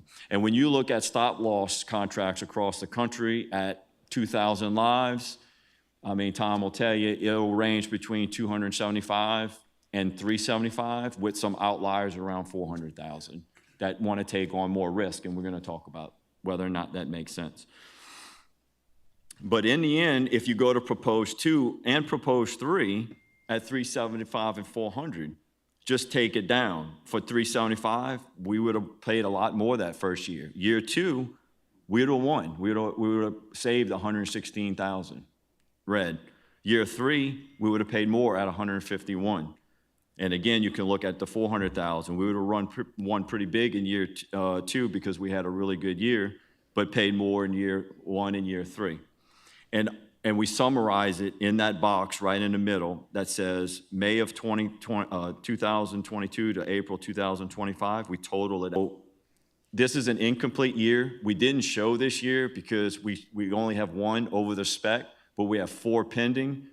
It's going to be pretty close again this year on whether or not a 375 would have done better for us because of those 4 large claims that are out there right now.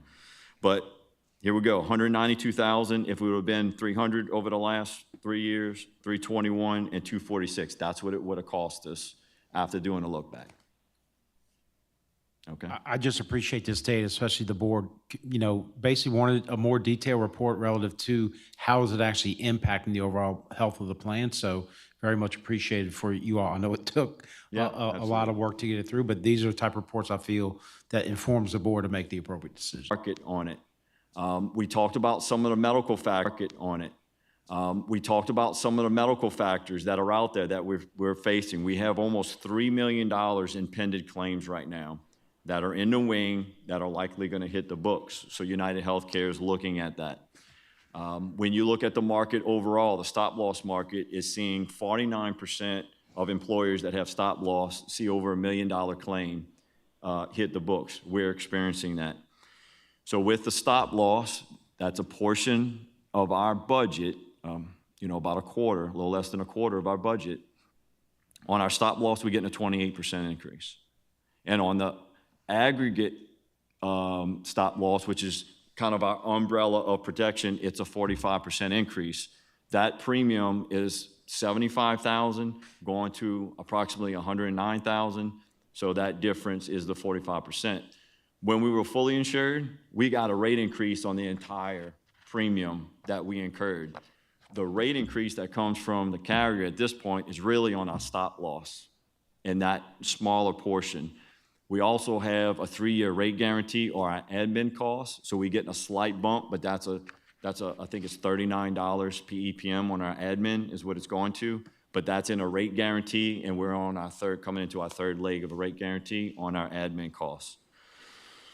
So with that being said, what we're showing here is in that first block is a $275,000 spec and what we currently have. And I'm going to kind of go through the first line that says UHC current. So our expected claims this year were $32 million. The renewal, we're expecting $36.6 million. And you can kind of go down admin costs, what the renewal is going to, our ISL, which is our individual stop loss, our 275, at $1.9 million, includes both, would be going to $2.567 million. This is our estimate in rebates. Okay, so this year, and we kept it consistent throughout the years for this, because that really will be a consistent, won't change. So total liability kind of cuts to the chase, and then under that, the 13.4 is what we're budgeting, depending on what we decide moving forward as far as not only just a carrier, but a spec, our individual stop loss. So continue on UHC renewal, what this is telling us. If we just renew as is, we don't make any changes, we're recommending a 13.4% increase to the budget. And this is all factored in Tom's projection of 13.39. But you'll see in the bottom, towards the middle, the ASL goes to 2.567 million, the budget 13.4. From there, you can take any one of the vertical columns or horizontal, and you can see if we go to the 300 and we stay with United Healthcare, we're recommending a 13.6. Actually, budget would go up a little bit based on our predicted large claims. If you go down to 375,000 under the UHC renewal, our premium would go down from 2.567 million to 2 million. So you almost have a $500,000 reduction in premium by going to the 375. The asterisk to that is we're now responsible for more of the 375. So the balance here is does it make sense to take on a little bit more risk and go to the 375, save that $500,000 in premium, and maybe we win by having less large claims this year. Tom's done some predictive modeling. We have some claims that are existing right now that have the potential of growing. Anything that's incurring in this year those 4 large claims that are pending, goes under this contract. It's next year's contract that we're trying to predict. So if 4 years, if it is any indication for $275,000 spec, we've won, and we think we'll win again this year. We're growing though, and I'll let Tom just kind of talk a little bit about 275 versus 375 and the position we're in. As David mentioned, we did a predicted model, and we have our 3D claim data tool. We get data feeds from Humana and United, or UMR, that feed into our system, and it looks at every claim individually. We have some claims that only incurred, less than 50,000 in claims, but the model is predicting, 300,000 or 400,000 in the next 12 months. So, we have that, capacity to take a look at the claims and try to predict what's going to be continuing or might be down the road as far as large claims. I shared that with the team, and we use that in our model. Based on the large claims, and we actually got the premium equivalents or the premiums from the carriers. The 275 is, I think, a good, more conservative approach.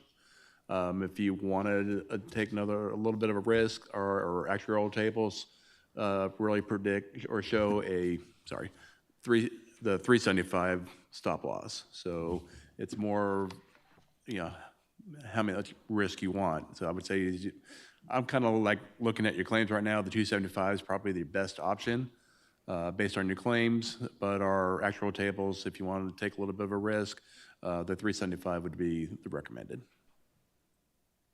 We're going to take a breath there. And so you can think, because administration will need some guidance on how to prepare the agenda item for the recommendation at the board's pleasure of 2 things. One, the carrier, as you consider the carrier that we would be making a recommendation for, and the stop loss amount that you would like to go for. Ms. Graver just brought up a point. I'll just expound on that just a little bit. In the market check that we did, you'll see HCC, that's Tokyo Marine, they integrate right into United Healthcare. We wouldn't see, if we decided to change, this is illustrative, this is not final.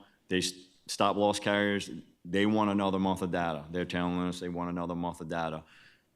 We likely wouldn't hit the February 11 deadline for them to get the final rate. The stop loss, Ms. Graves mentioned this, doesn't affect anything from an employee's perspective, or an enrollment perspective. So if we wanted to consider waiting to see what HCC does, but Tom is predicting, based on the claims that are out there, these rates would likely not hold.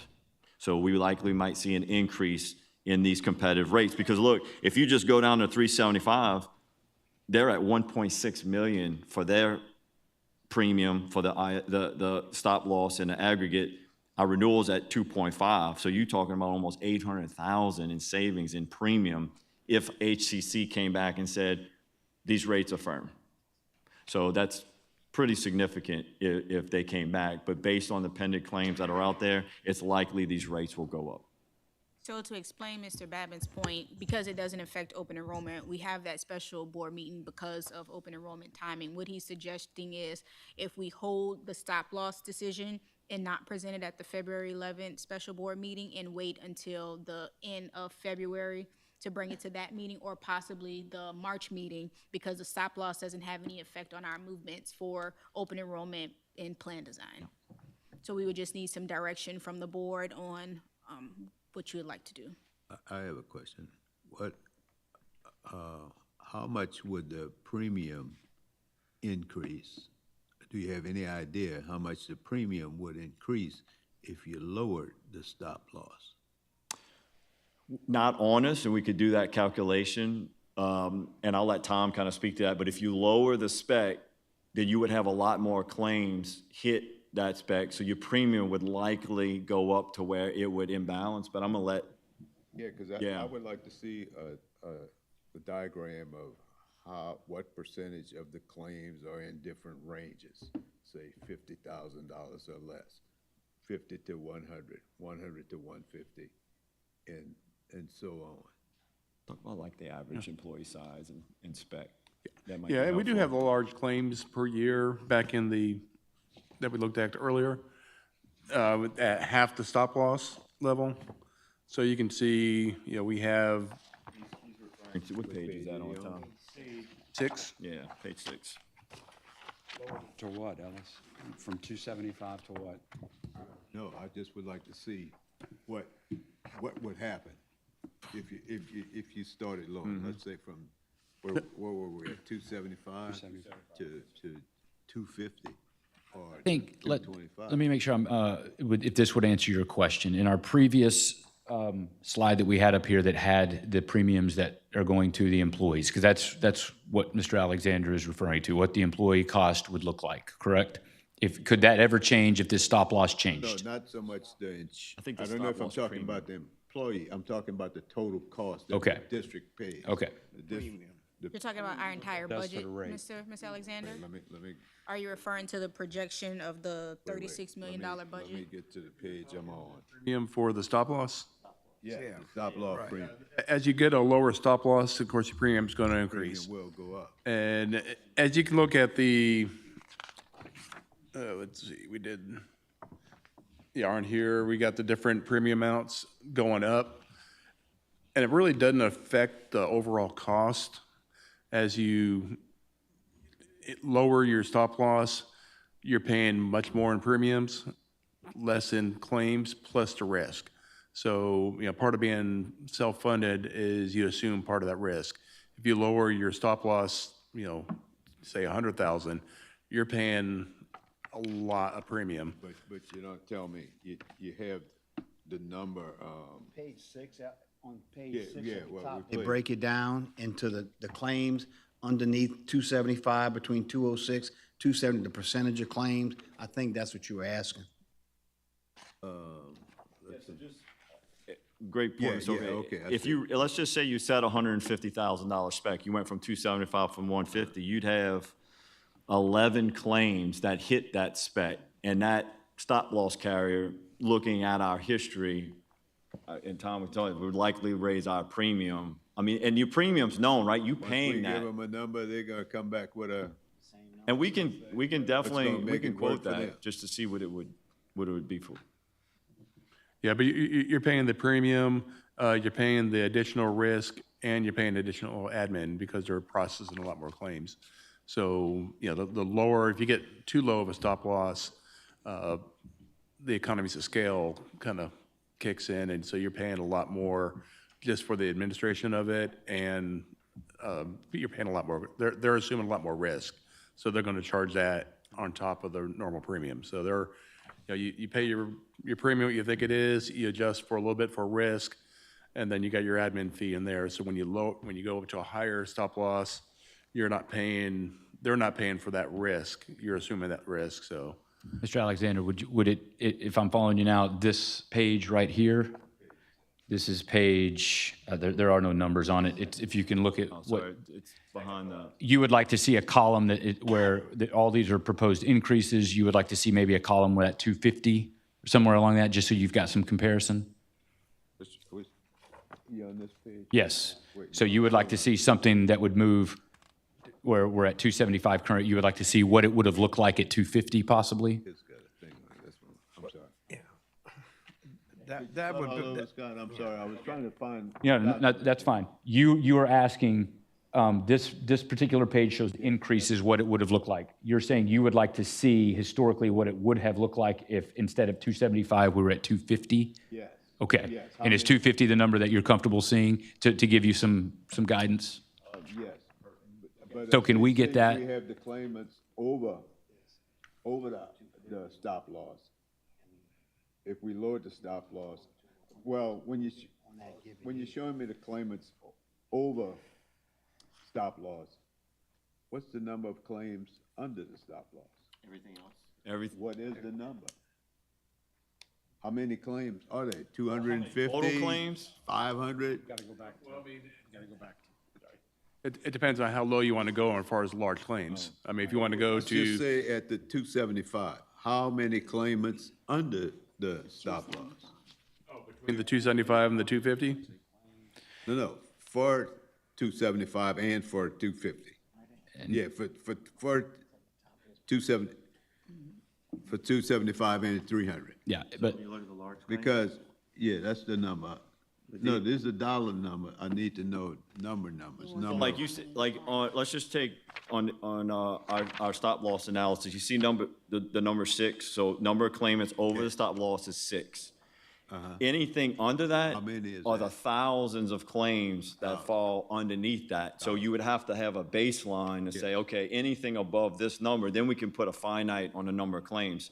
And on page 6, that's our large claims for this year so far. That gives you that baseline. If you want 100,000, page 6, yes, sir. On page 6, yeah, on page 6. Page 7. Page 6. It says 2025, 26 large claims. I'm on that page. You on that page?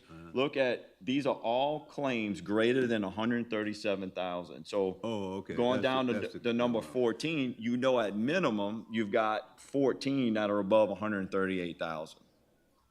Okay. That's the table I'm Yeah, looking for. 'cause you can go all the way, you could go all the way down to that one claim of going to a doctor's visit. That's a claim, just a checkup. And that's the balance. That's page. Yes, sir. Yeah. So we're pushing 2 hours on this, and we're behind. Is there any additional information that we can request that we can get presented in our February 11th meeting? I just have one question. The February 11th meeting is a meeting. Is it going to be meeting, like a committee meeting to present data, or is it a meeting that we're voting to move something on? Voting meeting, yes. Are we going to be presented the information prior to that meeting to make a decision? Yes, sir. Okay. Based upon the information that's been requested by the board today, we will share out this information so that you have it prior to the meeting on February 11th. So we're gonna get the information before, the 11th. Okay, And the questions that came up today, we Okay. will compile that work with our broker team so that we can share out the information to be prepared for the February 11th meeting.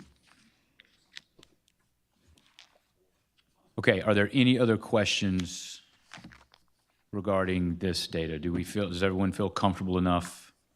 Well, we can take this offline, but as chair of the insurance committee, I mean, I would maybe consider, we could discuss it later, having an insurance committee meeting, and if others want to attend.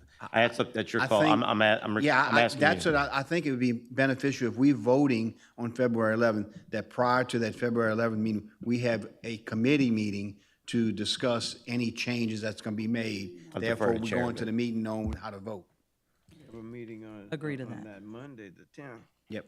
So you want to put that on the agenda for that meeting? We don't have a meeting on the 10th, do we? Yeah, what's the 9th or the 10th? The February 11th meeting is a special meeting. Is a special meeting, We yeah. don't have a the- committee The meeting. committee meeting would be for the insurance committee. I Any think other we should, board member could attend. is what I'm saying, to present the information that we need in order to make a decision on February 11th when we're voting. So we'll look at dates to Meetings are the 23rd. get with the board members so that we can schedule that additional risk management and insurance committee meeting prior to the vote on February 11th. And I would defer to the chairman of that committee to come up with that date. I suggest we do it the Monday prior to the special meeting. Okay, with that said, if there's no other questions, we'll dismiss USI and Ms. Burris. Thank you guys for your time. A quick note, so we are a little bit off, it's an understatement, on our schedule. We are going to eliminate the break. Obviously, it's already been eliminated. I'd like to propose that is lunch here? Okay, so we're going to obviously have a working lunch on this when it gets here. We are also at the bottom of the agenda. We are flip-flopping the Assembly Board meeting practice and the superintendent's feedback. So when we get to that time, we will have the superintendent's feedback first, and then the Assembly Board meeting practice will follow after that. So with that said, okay, if you need to take a break, we're going to keep mowing through, though. I think we've got enough here to keep doing that. So we are now at the Goal C, diverse, effective, and engaged employees, Ochsner Digital Medicine, in conditional care comparison, Ms. Teresa Brown and USI. I did dismiss you, but welcome back. I stood up and said that. Thank you, Mr. Cody. Okay, so the purpose of today's presentation for Ashland Digital Medicine is really to give you a quick update, but I will answer any questions that you have on Ashland Digital Medicine, but give you a comparison to the UMR condition care. It was brought up at a previous meeting that, could the UMR condition care replace the Ashland Digital Medicine program? And so this fall, I did an evaluation of these two programs, and that is what I'm actually presenting to you today. I'd like to start off, though, with giving you a little update so you know where Ashland Digital Medicine is at this moment. And so my next slide, moving on to slide 3. Thank you.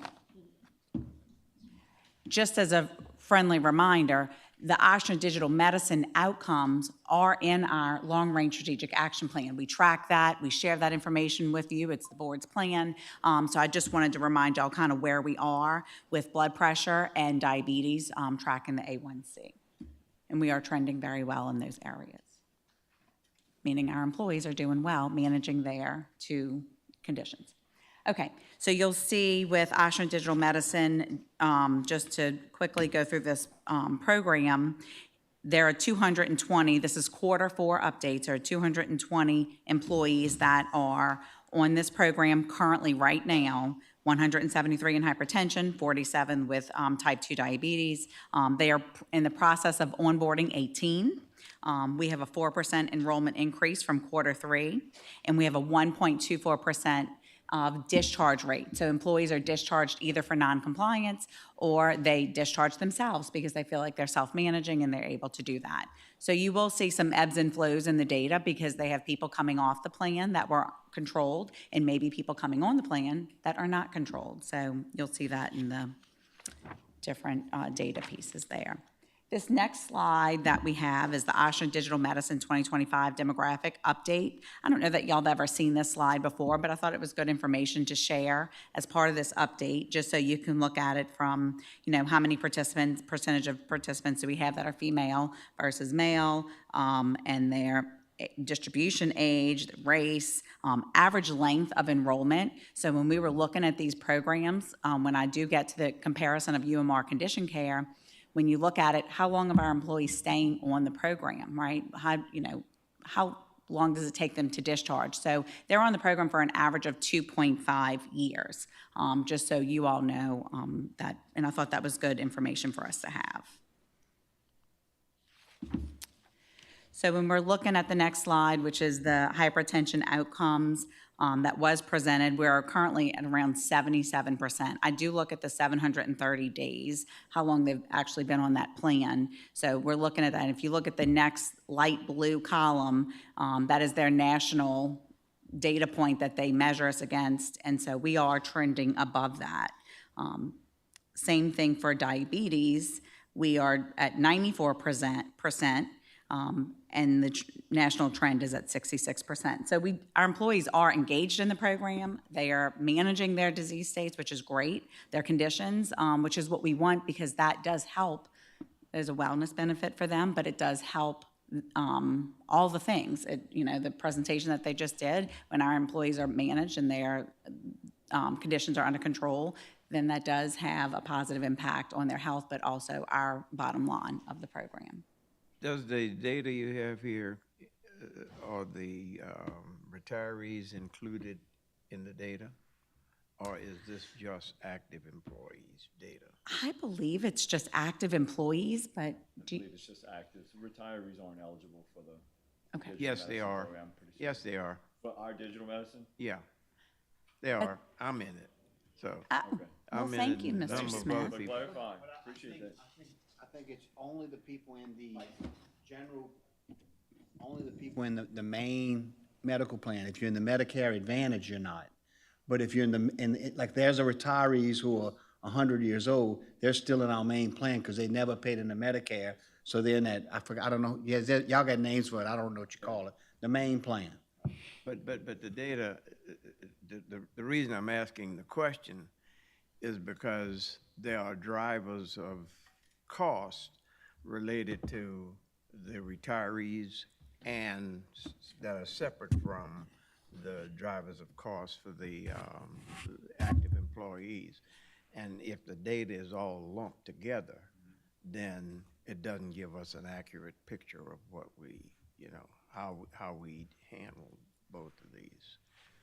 So if you could find that out. Yes, sir. I have made a note, and I will certainly bring that information back. Thank you for bringing that forward. So when we look at the estimated savings in medical spend, right, this is a great piece of information because it allows you to see what has been the savings, what's the return on our investment, have our employees engaging, they're feeling better, what is our benefit there? And so this is based on a compared cost for enrolled participants in a controlled group that they have done. So it's an illustration of what that savings is. So over the course of all 3 years, and that's measured through December of this 2025, so we're not finished the whole 3 years, it's $906,000. So that is what they compute to be the savings in the medical spend. So I thought that was a very interesting piece of data for you all to look at as well as you're hearing this information and determining our next move. The marketing, so in the next slide, they do monthly email, they do webinars. You probably see those emails coming out. I think they do a pretty good job with their information that they send out, a direct mail, and then they can do a text message. I'm not quite sure we're doing that yet just because, our employees get a lot of information and, do we want to bombard them with text? I think that's kind of been our hold on that. And we're doing really well with the program, so always something we look at and something we listen to, and they ask for it every time, and we're like, oh, we'll think about it. So you can kind of see in the next slide, which is just showing, again, their marketing activities that they have and what they're doing with the program.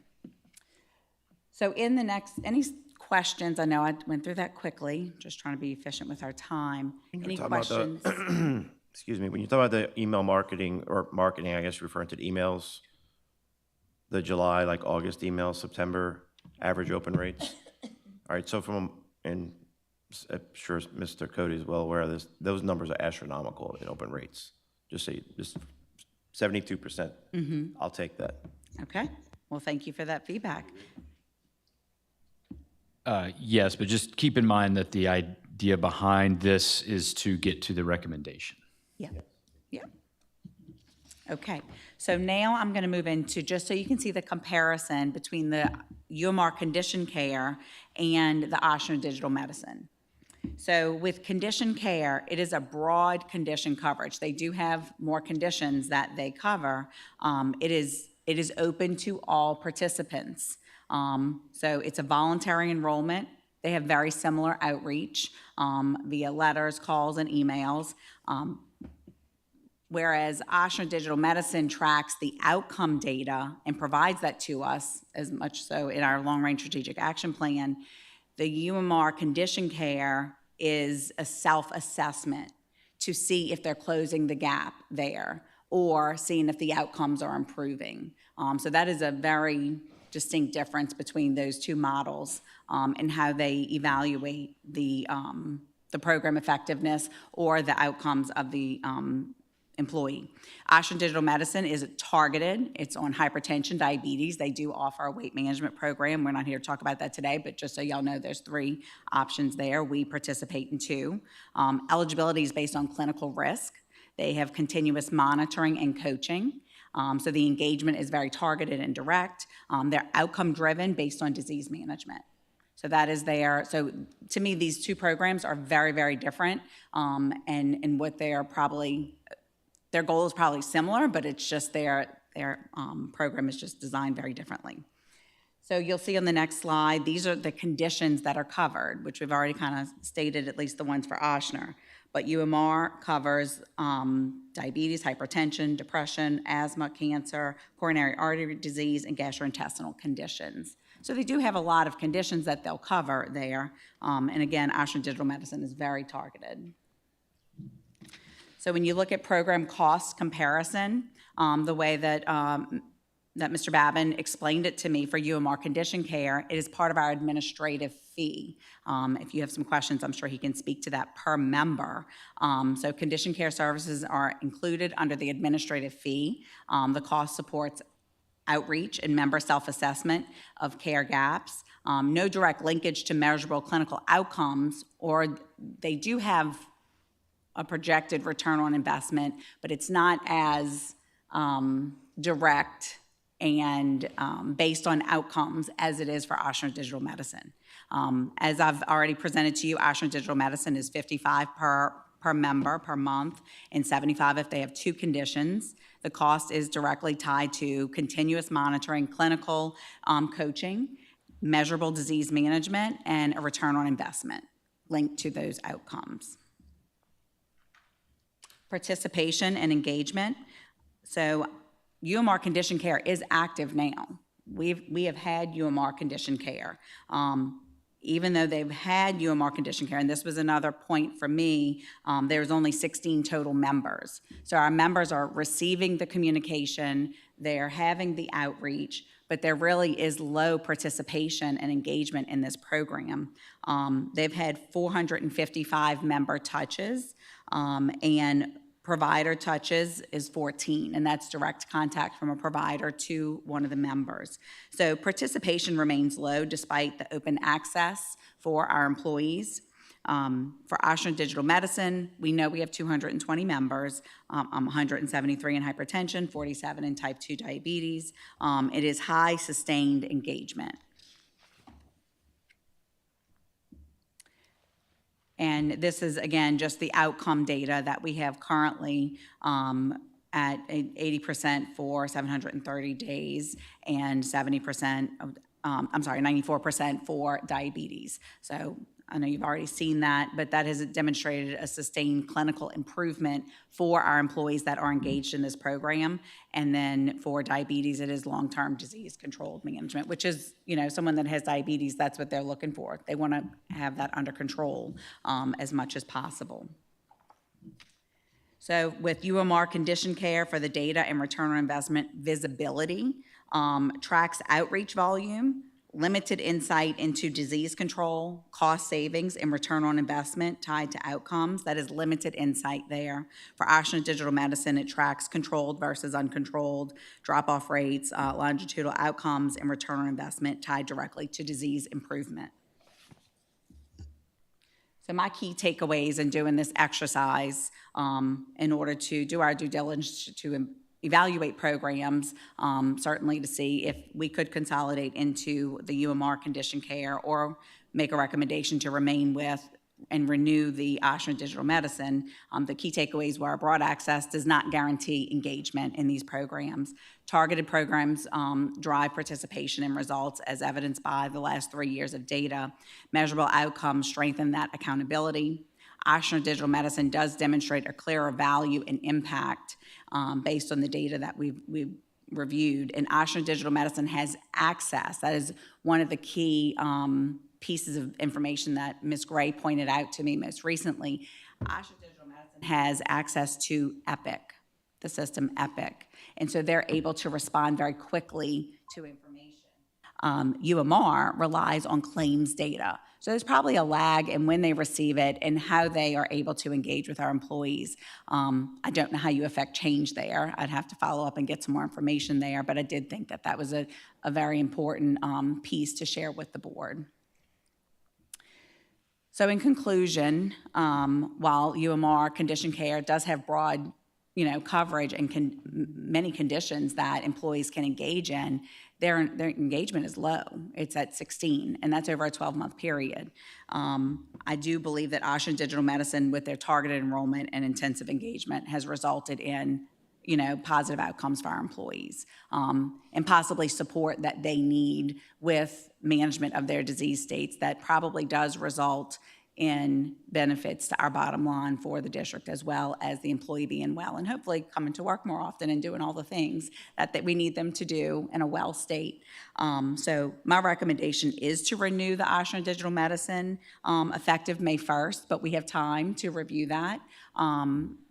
at your direction, because it would come back probably for February, at the latest March renewal, so we can do this in time to not have any gaps in the contract, if that is the board's pleasure. I'll answer any questions that you may have. I have a question. Yes, sir.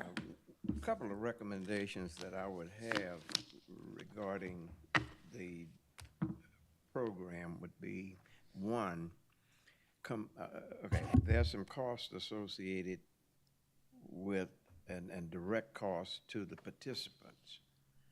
That is, if you're in the program and you have to have diabetic supplies, lancets and all this kind of stuff, alcoholic swabs and the other kind of thing, there's a diabetic, you have to pay for that out of pocket. That's an out-of-pocket cost, and it is not covered under our drug, prescription drugs policy.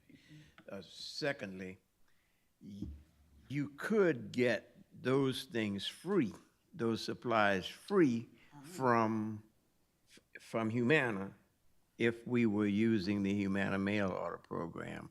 All of those supplies would be free, including the monitor and all this. But since it's the Eichner program, everything is specific. So you'd have to use the Eichner equipment in order for your information to go to Eichner. So that's the cost and it takes away our ability to use that. If it's in negotiating with Eichner regarding participation, and it might even increase participation if individuals understood that there was no cost to it. The other thing is benefit to the participant. I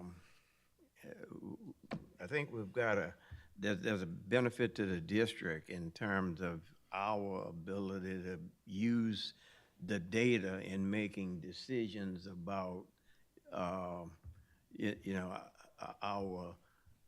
use of the premiums and all that sort of thing.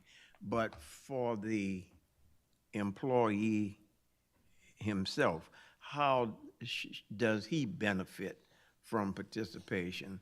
There are some things that were explained as a part of our participation, but is not shown in the actual.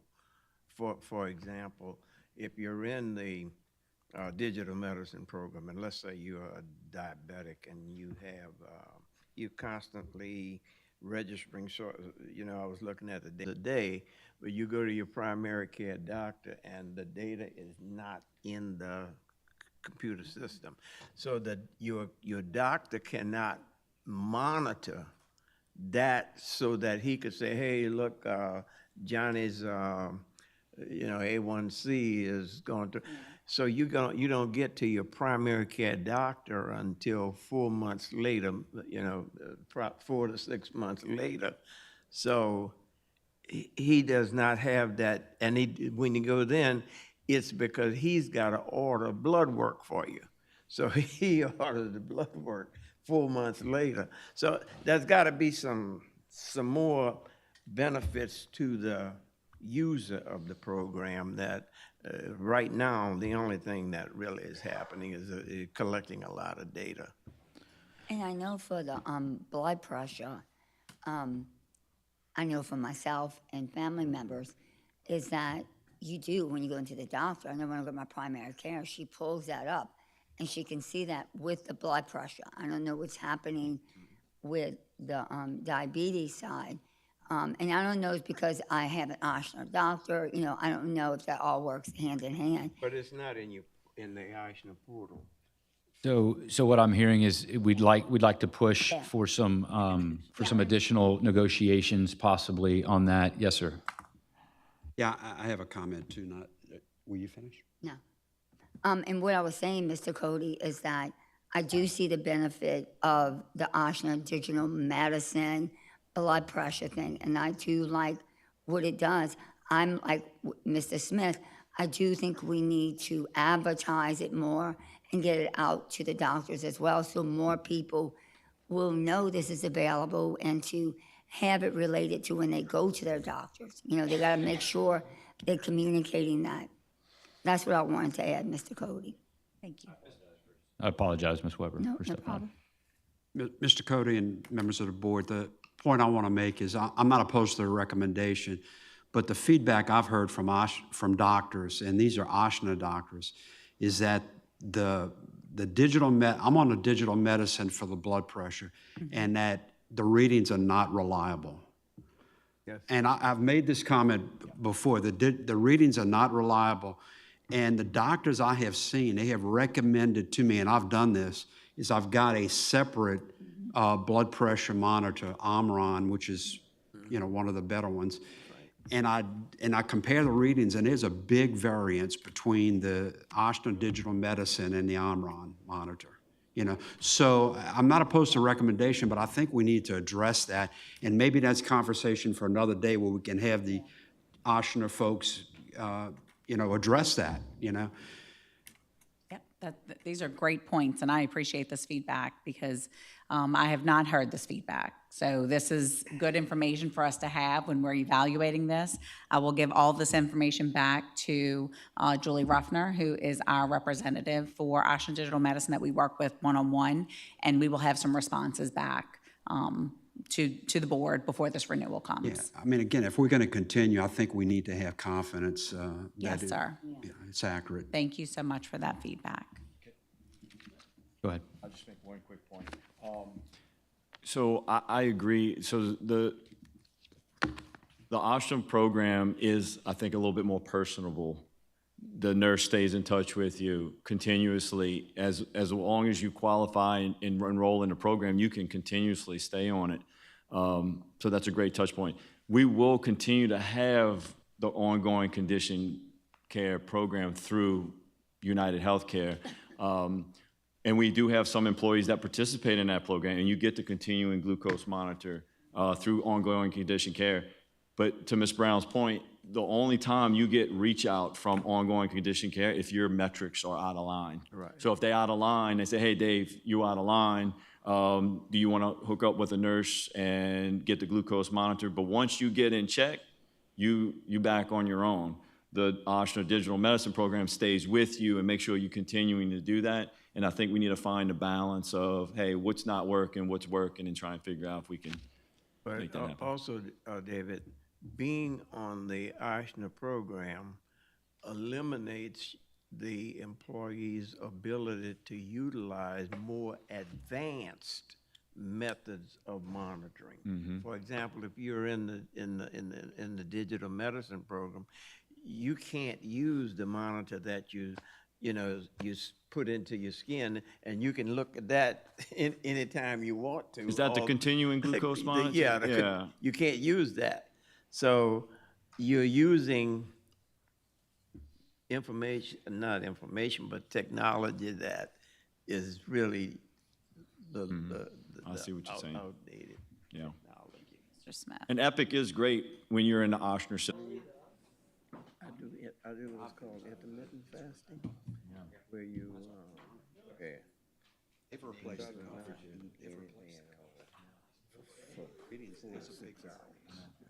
That's interesting. I've never heard of that. and I do that to control my diabetes, and let me tell you that it works. It works. Well, I tell you what, yesterday,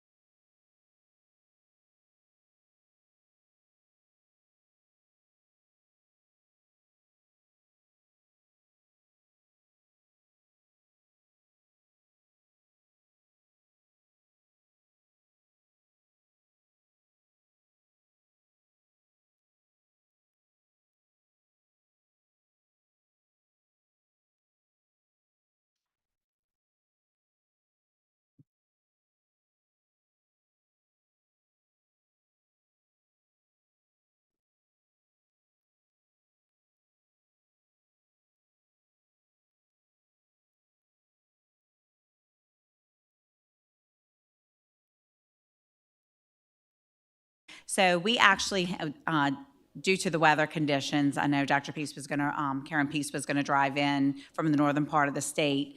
She is a local to Louisiana, so we're excited to have her present. But we also have with us, I think that was Ms. Joni on the screen, and Ms. Dallas is also going to present. This is our team with Upbeat. We have been with Upbeat since 2019. Is that correct? We started a pilot in 2019. Eric has been very involved in this work, and so I wanted him here at this table because this has been his baby since 2019, but we have had some really good results that we really wanted to share with you all. I don't know that the Upbeat team has had an opportunity to present directly to our board, but we wanted that opportunity to be able to do so.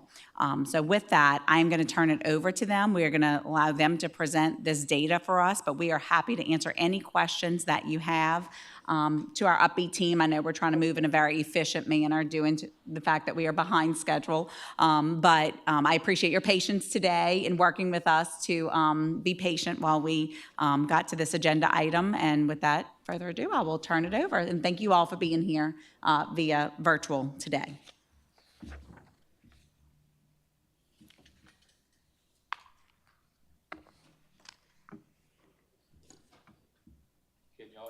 Can I hear? Can y'all hear us? Yes. All right, you're on. All right, we're ready. Great.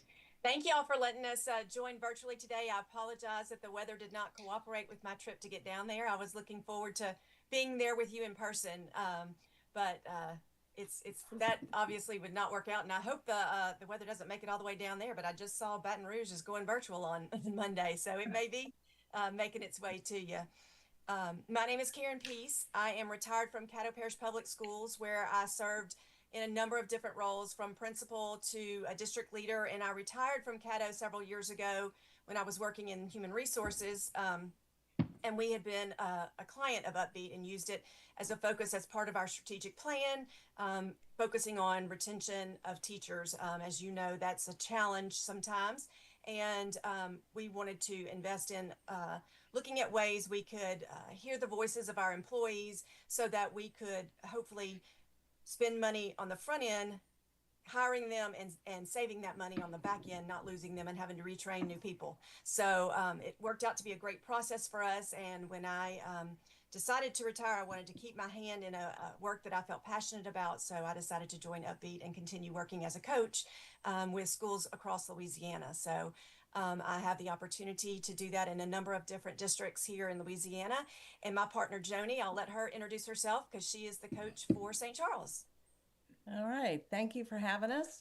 My name is Joni Poff. I am a retired Virginia educator where I spent 34 years starting as a classroom teacher and working my way through various leadership positions before I retired. After retirement, I have done consultant and contract work for Power School, for a technical assistance center that supports Virginia Public Schools, the University of Kansas Center for Research on Learning, but most of that work has been involved building the instructional and leadership capacity of people within a school system. So I'm really glad that I have been able to serve as the leadership coach for St. Charles for the last 4 years.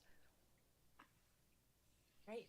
Thank you, Joni. If you'll go ahead and share your screen with the presentation, then we'll jump right in and get to the business at hand.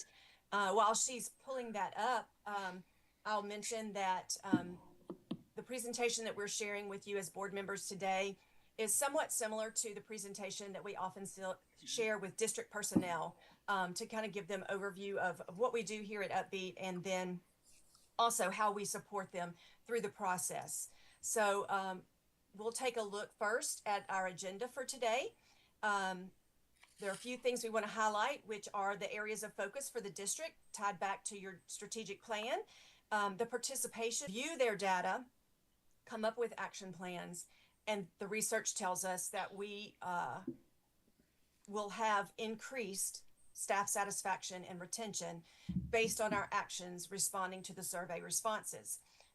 You can see that when we look at the feedback that districts across the country give us, that 98% of the principals and district leaders say that meeting with the Upbeat leadership coach helped them accomplish their goals as a leader.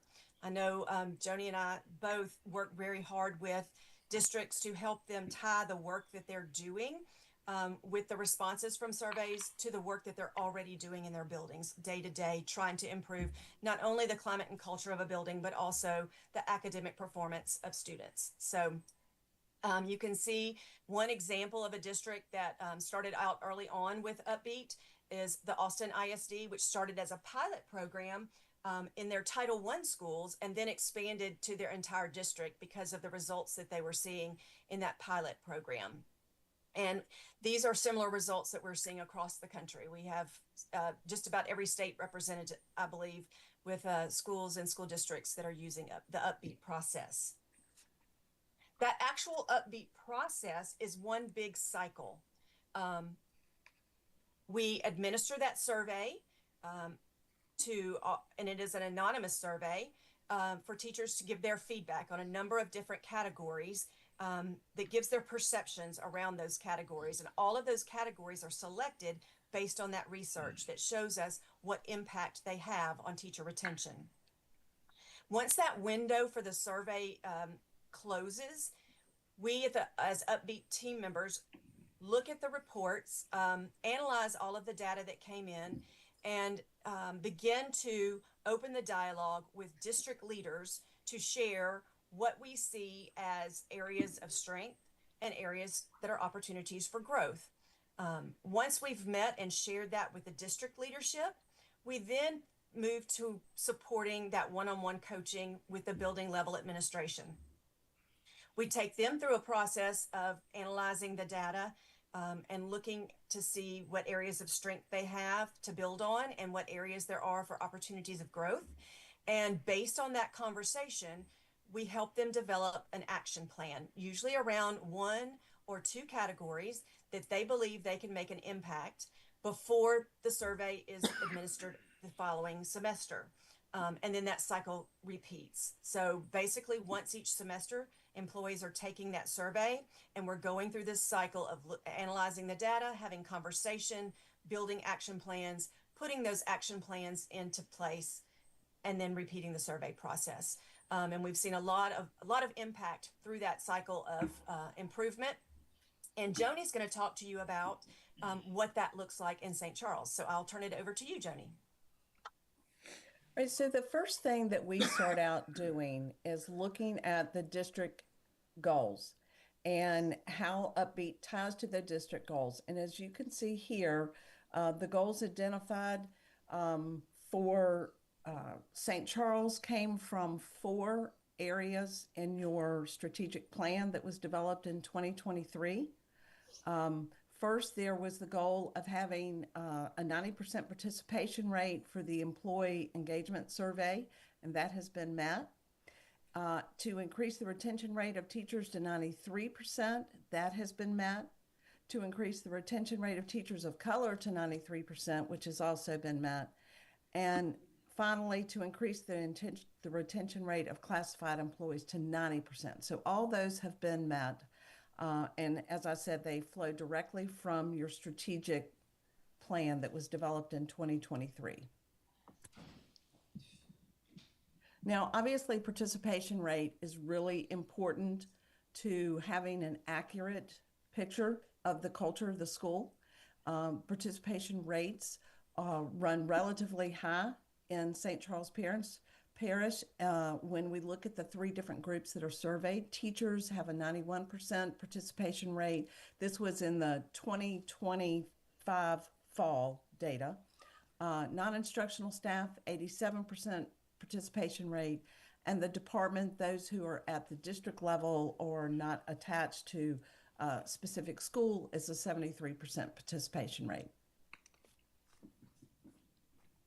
Now, one of the bonuses about having this long-term partnership with St. Charles Parish is we are able to look at trend data. And so we have pulled out 5 of the categories. Remember, Karen told you there were 21 categories, but we pulled out 5 to look at the trend data And this is from fall of 2022, which is in the burnt orange, and the fall of 2025, which is in the navy blue. And you can see the growth in each of those 5 categories. Parent-teacher communication, which grew by 5 percentage points over that time period. Autonomy, which grew by 11. School safety and order, which grew by 5 percentage points. Teacher voice and leadership, which grew by 6. And compensation and career path, which grew by 8. Now, there are other categories. In fact, when I look back at the data, there's only one category during that time period of fall 22 to 25 that has not made any growth. So that's 20 of the 21 current categories have shown growth. We start out by looking at the areas of strength for teachers on the teacher side of the survey, and we've identified 3 here that we shared with your district personnel back in the fall. First of all, we have instructional leadership, and this really is about the teacher's perception of how involved principals are and administrators are in the instructional issues within the school, and that came in at 94% positive. One of the questions that's asked under that is about the principal using data, and that came in at 96% positive, with teachers agree that they see their principals doing just that. Then we have the category of care and commitment, and this is about how there's the teacher's sense of collective responsibility for the students, for the school community, and that came in at 94% positive. And then equal opportunities, that category came in at 96% positive. And this is not only about equal opportunities within the school, but equal opportunities in terms of the level of respect that administrators have for people who have different perspectives or who come from different walks of life. And then, of course, we talked about the areas of opportunity with the district leaders in terms of the teacher survey responses. Schools life balance is one of the low points in the results for these schools. And I think we can all agree about the difficulties of the position of teachers and what happens within a school system. So work-life balance is often seen as one of those factors that are opportunities to make some changes in, and we don't see that any differently in St. Charles. That's 69% positive. However, the good news is it's had a 7 percentage point increase since fall of 2024.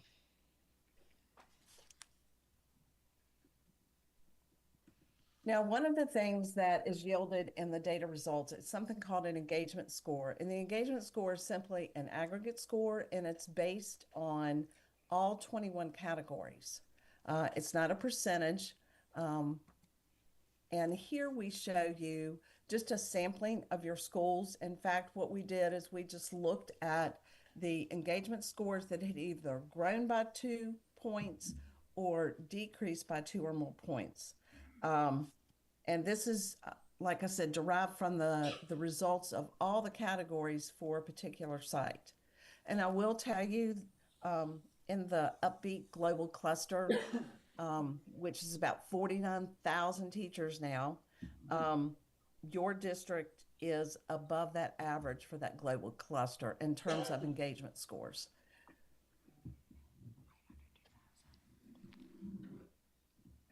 I spoke to you about the areas of opportunity for growth and identified some of those district-wide, but I wanted to share with you what happens in terms of the school action plans and focus areas that Karen talked about in the beginning in terms of that cycle. During the spring of 2025, every school identified at least 2 areas for focus. And as on the left side of your screen, you will see the 6 areas that they chose among your schools. They were all pretty similar. As you can see that they all narrowed down to 6 specific categories. And on the right, you'll see a pie chart that shows you that 95% of your schools grew in at least one of the focus areas they had identified.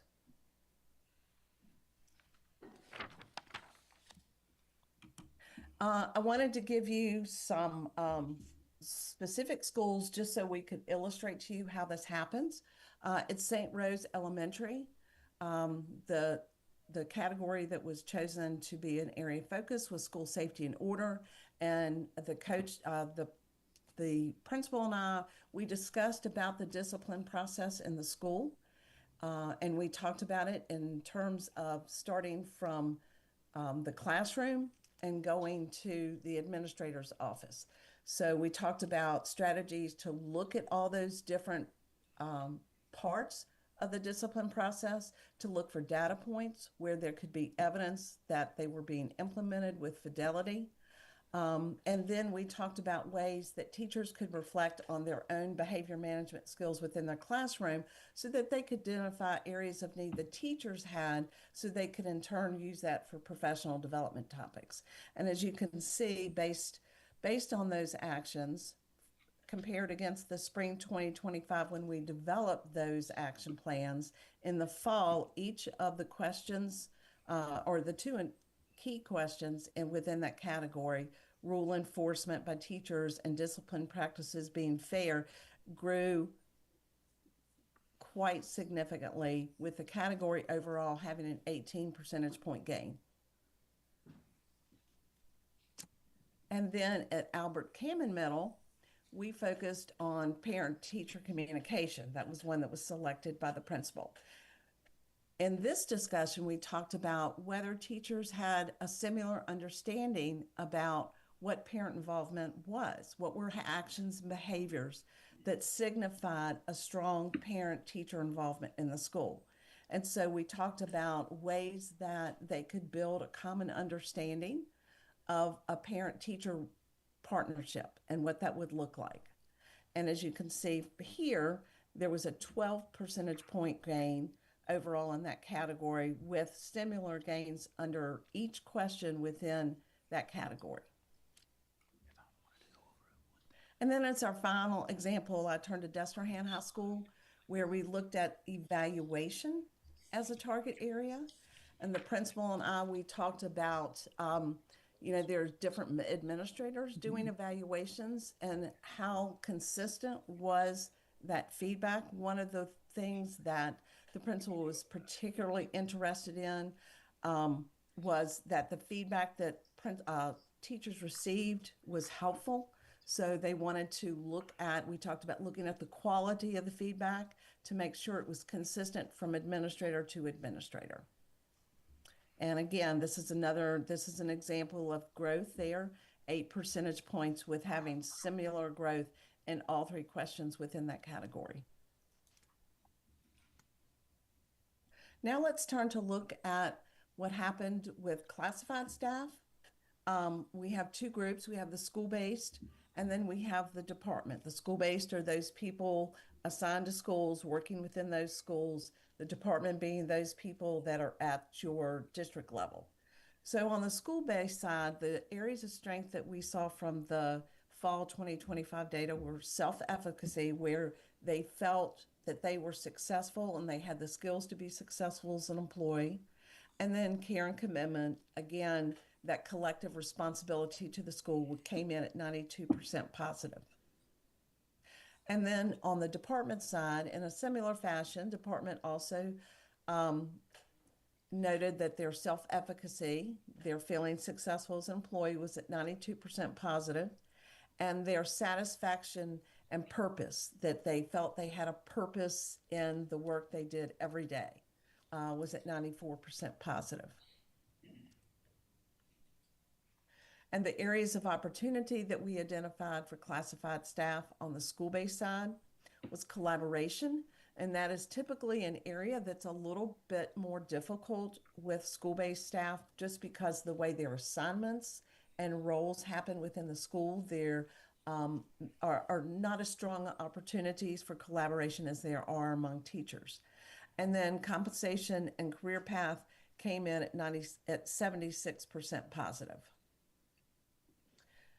And then on the department side, compensation career path, 55% positive was an area of opportunity we noted.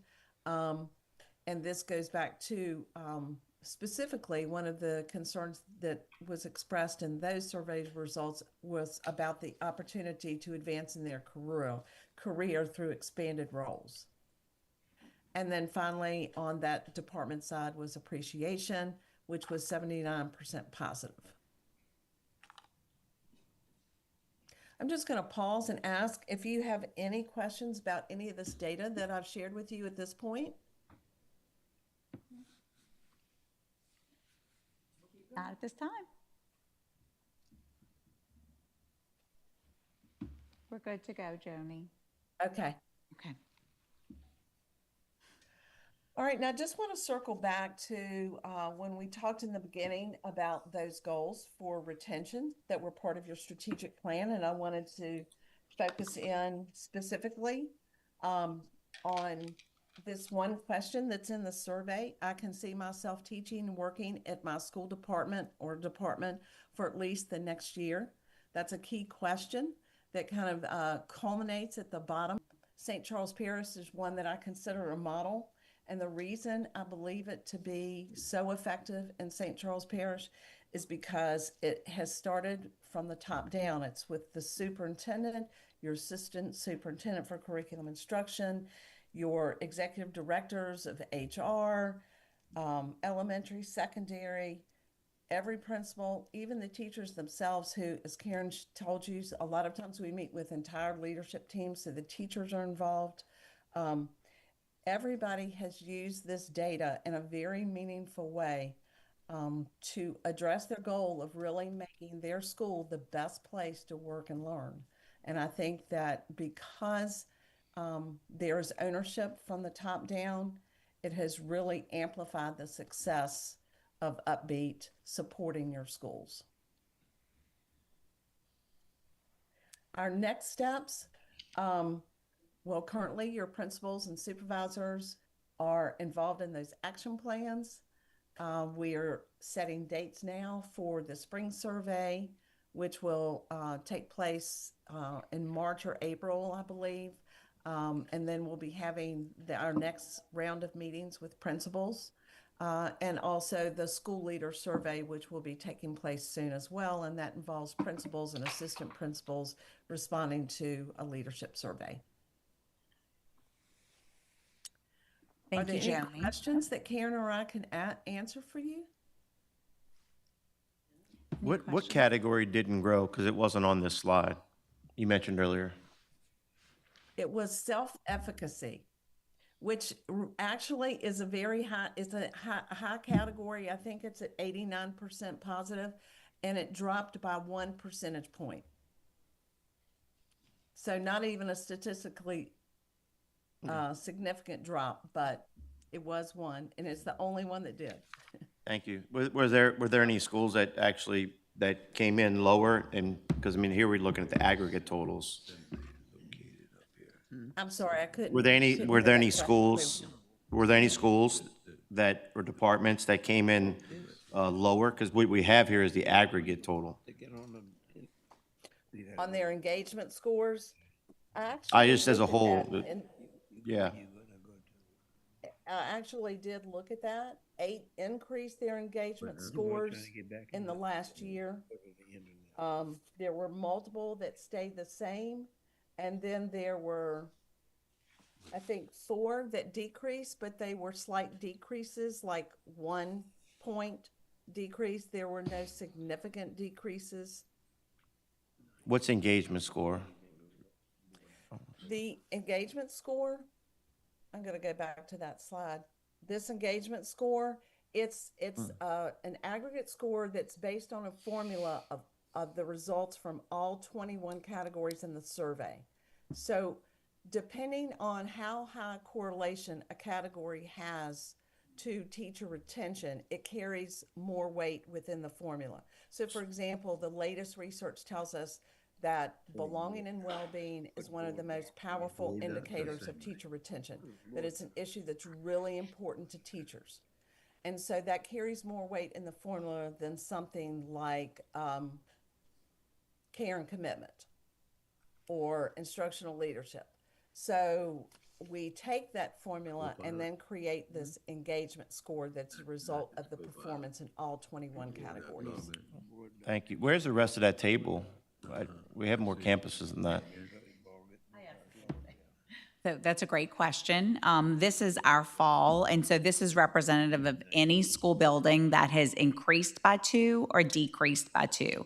But I am happy to do a follow-up to give you every campus's engagement score if you all would like that. This is just our fall. When we go fall and spring, we'll get an update from this team here, and they will say, okay, let's look at anybody that grew by 2 or reduced by 2. And so this is just representative of what we get in a semester update, but I'm happy to give you each school campus. I just think this is a public document on here, and it should have some kind of summary to say that, because we obviously have the question, so anybody that sees it in the public's gonna have that question, and they should know that. Thank you.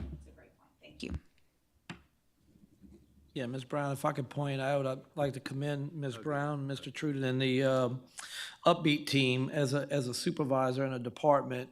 This is brought to us as well. They talked a lot about schools, but as a department head, we bring this survey to our staff, and it's been a great tool for me, and I see some of the other directors here to engage our staff and get the pulse of them, because you don't know what you don't know, right? So we're able to engage, get the temperature of the pulse of staff, make adjustments, advise. They get the buy-in. They feel like they're part of the process, and we can grow from there. So I just did want to mention that through their efforts, we engage department staffs with this as well.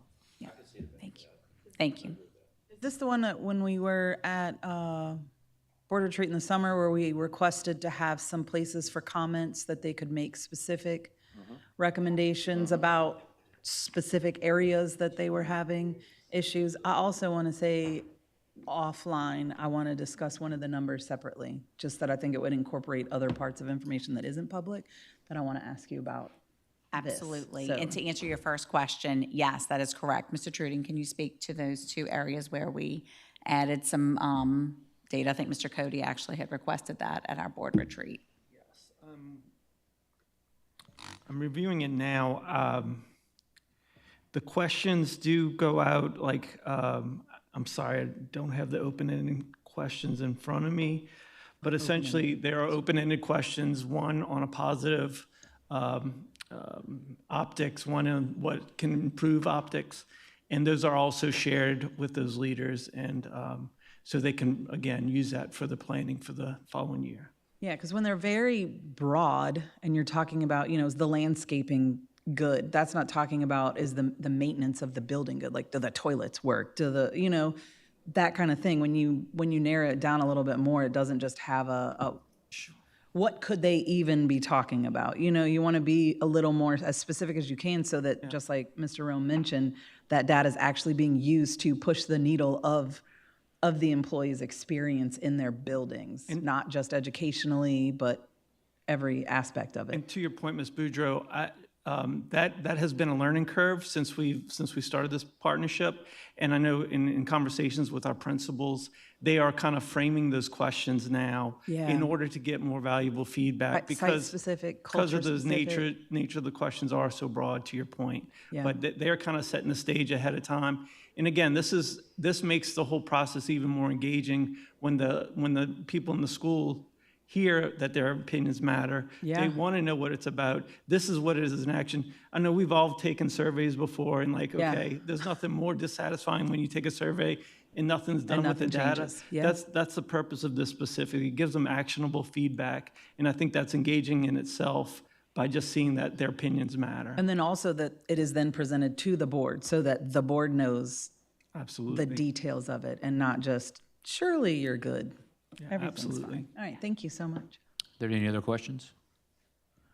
Thank you guys so much. We appreciate your time virtually. Thank y'all so much. Absolutely. Thank you for having us, and thank you for letting us share this information. All right, y'all stay warm. Thank you so much. It's a pleasure to meet all of you. Take care. Okay, moving on now to CEP funding. We'll welcome Mr. Rogers, Mr. Roche, and team, it says. All right. Team of two. Team.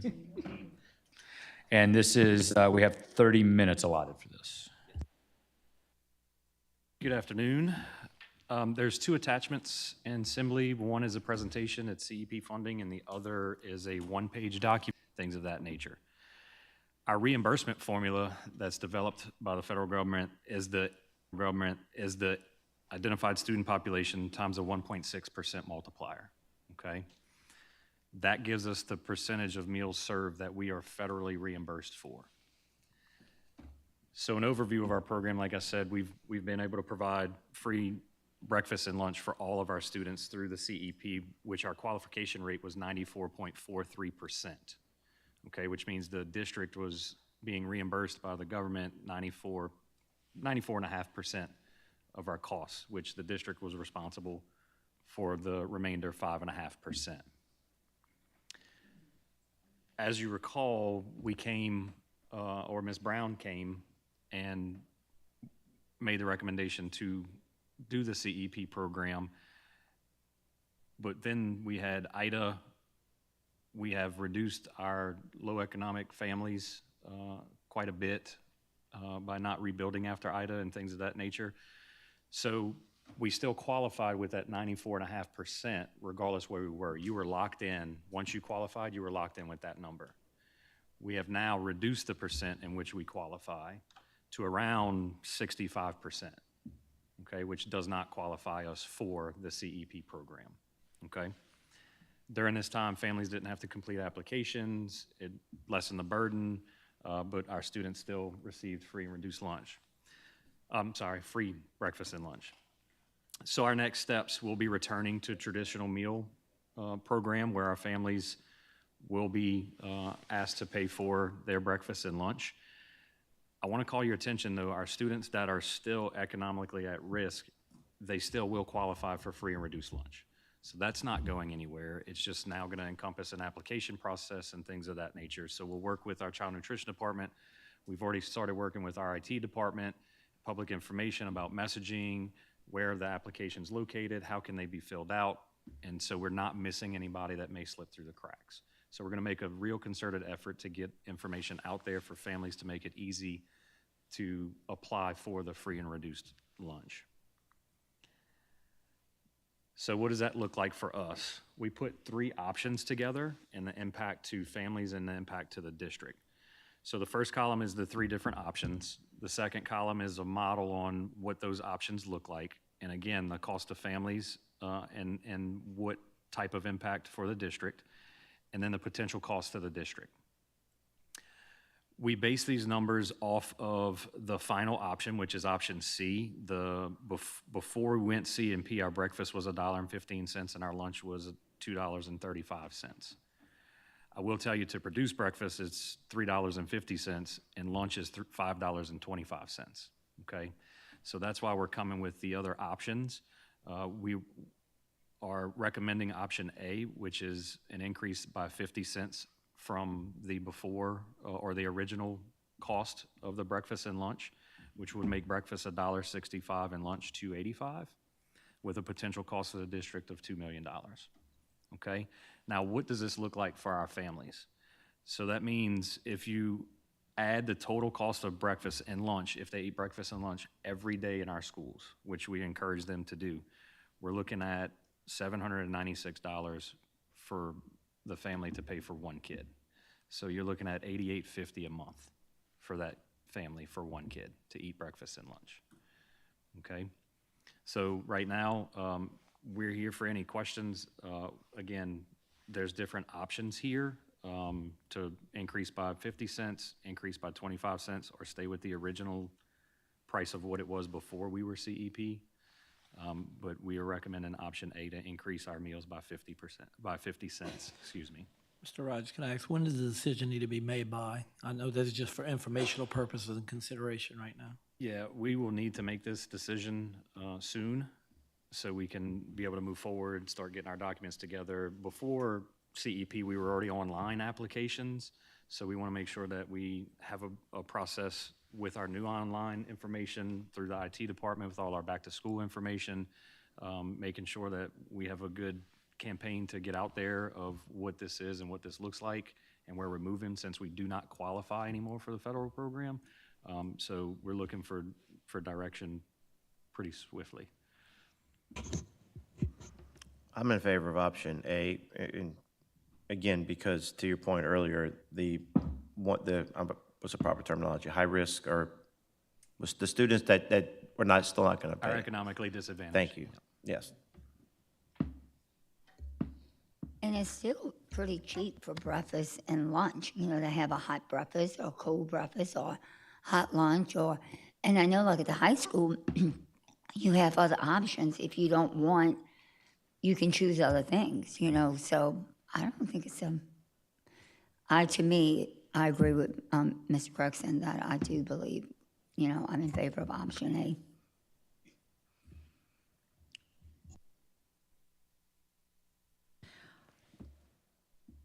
I don't want to say this.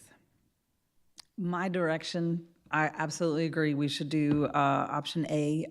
This has to come at a cost to the families, unfortunately. You know, wouldn't it be great if we could just take care of everything? It's just not possible. The increase in food alone has made that just such a different conversation than it used to be. Something that I really, really need to make sure that, and I guess I'll look at you when I say this, is that every single person that works in our cafeterias is all on the same page about what it looks like for a child that doesn't have money on their account. And that needs to look like dignity and honor and fed, not you can have that cold sandwich over there. It is you can eat, and then we'll figure it out. Us adults will figure that out later. Yes, and we can come up what with a that process. procedure needs to look like. You know, one time, no problem, baby, we got you. Second time, let's call a parent. Hey, do you need support setting it up online? Do you need to fill out this form? Maybe you do qualify and you didn't know, you got missed. You know what I mean? We have steps and procedures for everything. This needs to have steps and procedures to make sure children are not paying the cost of an adult not seeing the value. Am I Yes. clear on that? That's Okay. good. Did I say that well? Great, thank you. That's perfect. I just, I was wondering how the math would look. We've done 6 years of this. I think there's going to be some families that did it because it was there, right? What happens, I guess, financially if when we implement this, what's our equation to, let's say food consumption goes down half? I mean, I know we want 100%. I mean, now are we going to have a bunch of food sitting there going bad? Like, how are we kind of compensating if we severely decrease the number of people that are eating at our cafeterias? So the way that we do our inventory is based on what we're anticipating. So, but we also order monthly. So it's not like if we see there is a big decrease, which we're going to anticipate a decrease. But if we see there's a big decrease, then we won't order as much food that month, than the next month. So And yeah, then does that change that base price you were talking about Yes, then? it would. Okay, so now then if we decrease that increases. So these numbers could fluctuate, and I think year one's going to be a pretty big kind of learning curve for us. Yes, sir. as we increase our ISP number, not ISP, but the reimbursement number. So we might see once we put out applications that we have more students that qualify for free and reduced, that cost can also decrease. You guys for being very time efficient. All right, now we move on to Goal C, diverse, effective, and engaged employees, and Goal A is student achievement. This is special education reorganization. Mrs. Babin and Ms. Van Hoven, come on down.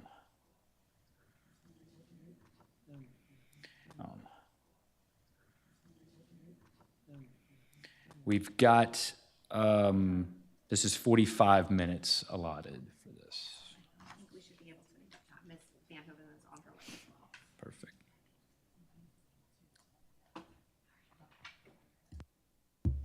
Good afternoon. Thank y'all for the opportunity. We wanted to come before you and just share with you some updates related to our special education task force initiatives, and just to kind of give you a clear picture of some of the work that we have done up until this point. as you're very familiar already with our mission and vision, but the purpose for our special education department is to impact the future of students with exceptionalities in our district through equitable learning opportunities and advocacy. And so that has been the work that has driven what we do as we are looking to make sure that we're providing those opportunities for our students. We had the opportunity in October to convene a task force together, and so there was a variety of participation, as you can see what's listed there, with district leadership, school leadership, as well as we had board members participate, and we just included a cross-section from all of our schools were represented. We had general education teachers, special education teachers, para-educators. We included our counselors, mental health professionals. We really wanted to make sure that the boots on the ground were represented, their voices were shared of what are truly the experiences that we're having with our special education department and how can we better the services. And so what we did is structured the opportunity to get feedback looking at these 5 domains that you see represented here.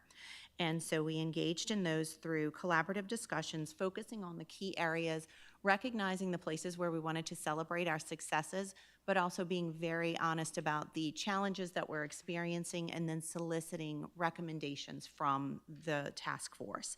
And so that is what we want to take the opportunity and share with you all at this point. So of those domains, the first one that we explored was communication and stakeholder engagement. And so the process that we went through was to generate the ideas, addressing the challenges, what were these recommendations, and then we went through compression planning and identified what were the top ranking items for each of those domains. And so what you see represented is the rank order of the top 3, and then how we are in the process of addressing those challenges, or recommendations rather. So when we look at training for special education substitutes, that came up as the #1 recommendation in this area, as well as looking at our transition model. We know that our students, when they're transitioning from one school to another, often it's time where they set back and they have to relearn some routines and procedures and just how to become familiar with their campus and make that their new home, as well as developing informational documents about disabilities to inform our stakeholders. And so the next column shows you the responses and how the special education department is responding to those and what's underway. So already in place since October, coordinating with human resources to make sure that we have training modules specific for the teacher or the substitutes who are going into our special education classes to make sure that they are very equipped with dealing with maybe it's de-escalation strategies, how do we amend or support for learning during the lesson and making sure that that information is there. Updating our existing transition model. So where are some places that we can really beef up that support and really looking for the smoother transition from our 2nd to 3rd grade when it's not within that same school site, or from our 5th grade to middle school, and then obviously as well from 8th grade to 9th. And then reviewing current documents. What can we get out in the hands of our stakeholders as far as information? Looking at the behavioral support programs, you'll see that the #1 recommendation was to add a behavior interventionist at every school. We know that the behaviors have continued to increase, and that is just a place where our teachers feel stressed, as well as administrators, and that's been one of the challenges in them being into the classrooms more frequently was addressing those behaviors. So we've put a lot of measures in place as a system, but this is one of the things that came up as a recommendation from the task force, as well as training all staff on the challenging behavior. So how do we better prepare our staff? Professional development was a common theme. How do we make that happen more regularly? And then the 3rd recommendation there was extensive training on autism and challenging behaviors. And so really just pointing out where can we provide more specific professional development, not the broad strokes, but what is it that we need to make sure that our staff are informed about. So you'll see that the responses to that include considering the student needs for where we provide those supports. So we are very blessed that the board approved the 2 BCBA positions very recently, and so we want to make sure that we are always looking critically at that and making sure that we are assigning those job responsibilities and supports where they are best needed.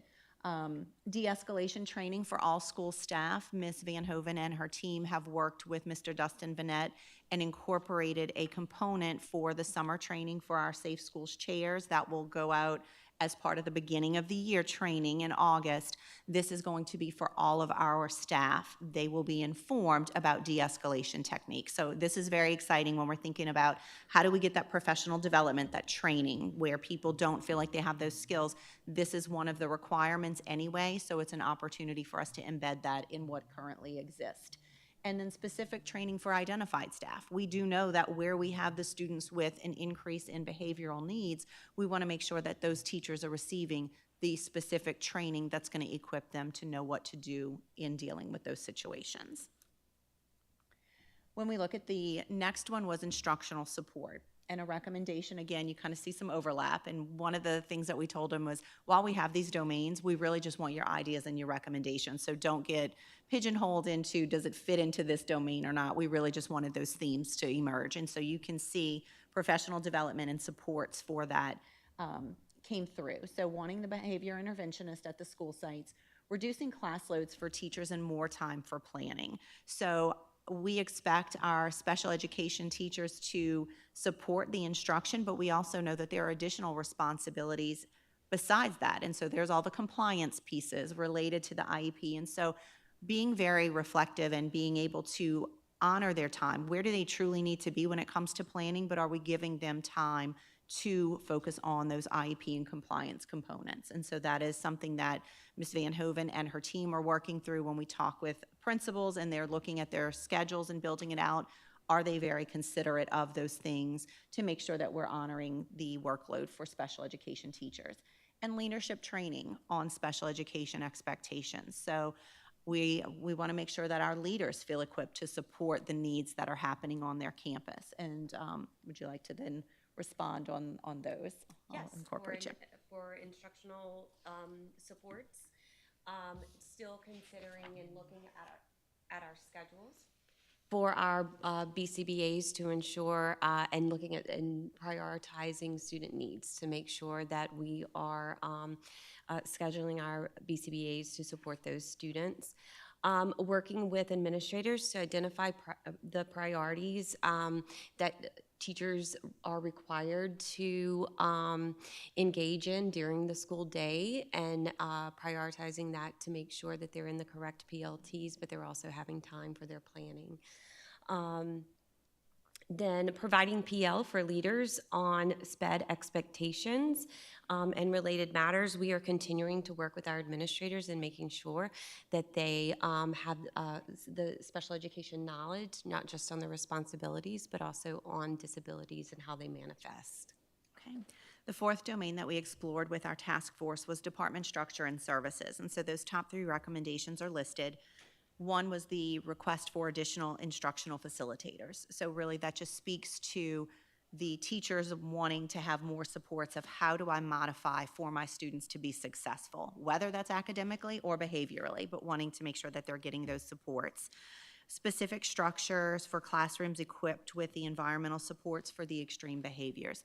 So not just treating them all as one size fits all, but really looking at the unique needs of some of our most extreme and how do we meet those needs, as well as followed last as the top recommendation was to meet with school staff prior to staffing to make sure that we are addressing and we're staffing.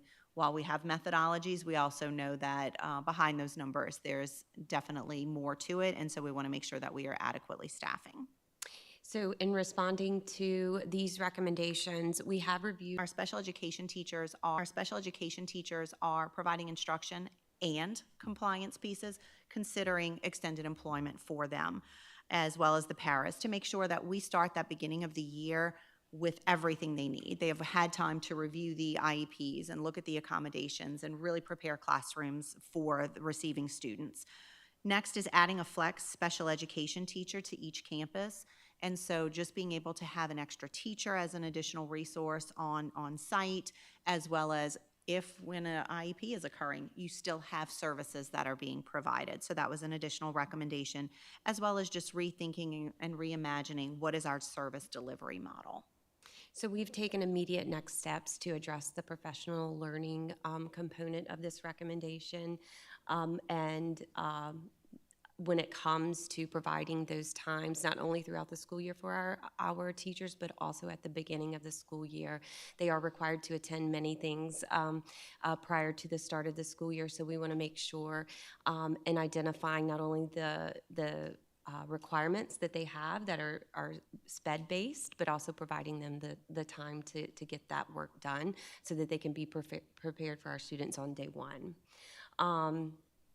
Again, we're working with our administrators to identify the priorities of our teachers and making sure that personnel are available to support whenever teachers are out, as well as minimizing that time that teachers are out.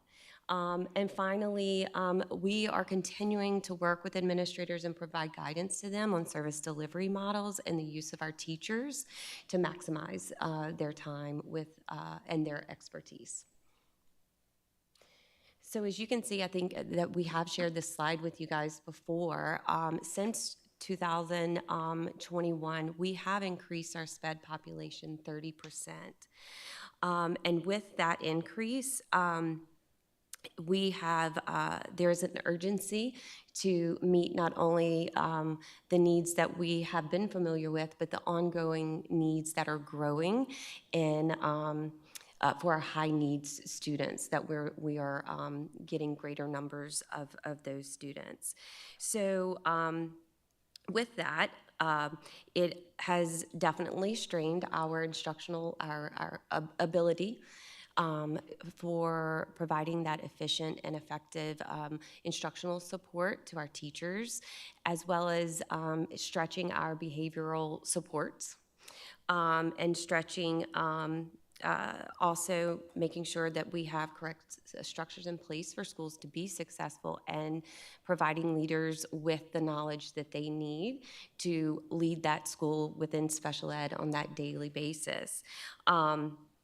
So with that, making those task force recommendations truly a necessary next system level, not just recommendation, but implementation. So as you can see here with some of the data that we've also shared in with our growth is concentrated in those higher need disability categories, with autism increasing by 32%, developmental delay by 26%, both of which areas require a level of intensive instructional supports, structured environments, and specialized staff training for these students to be successful and to make progress. And again, the growth places added demand on our BCBA support, our instructional facilitator support, as well as those reduced ratio classrooms and leaders at the school sites. So just to clarify, I know we have the abbreviations up there. OHI is other health impairment and ED is emotional disturbance. So you'll see that that data shows the increase. Even though we know that our overall student enrollment as a district has decreased, our special education numbers have risen by 30% in just this short time frame, and this is pinpointing exactly what the particular exceptionalities are. Those are the increases. Of the 1361, do you have a breakdown of percentage of those with autism, those DD, and so forth? I can get that. I do have that, not with me, but absolutely. Okay, thank you.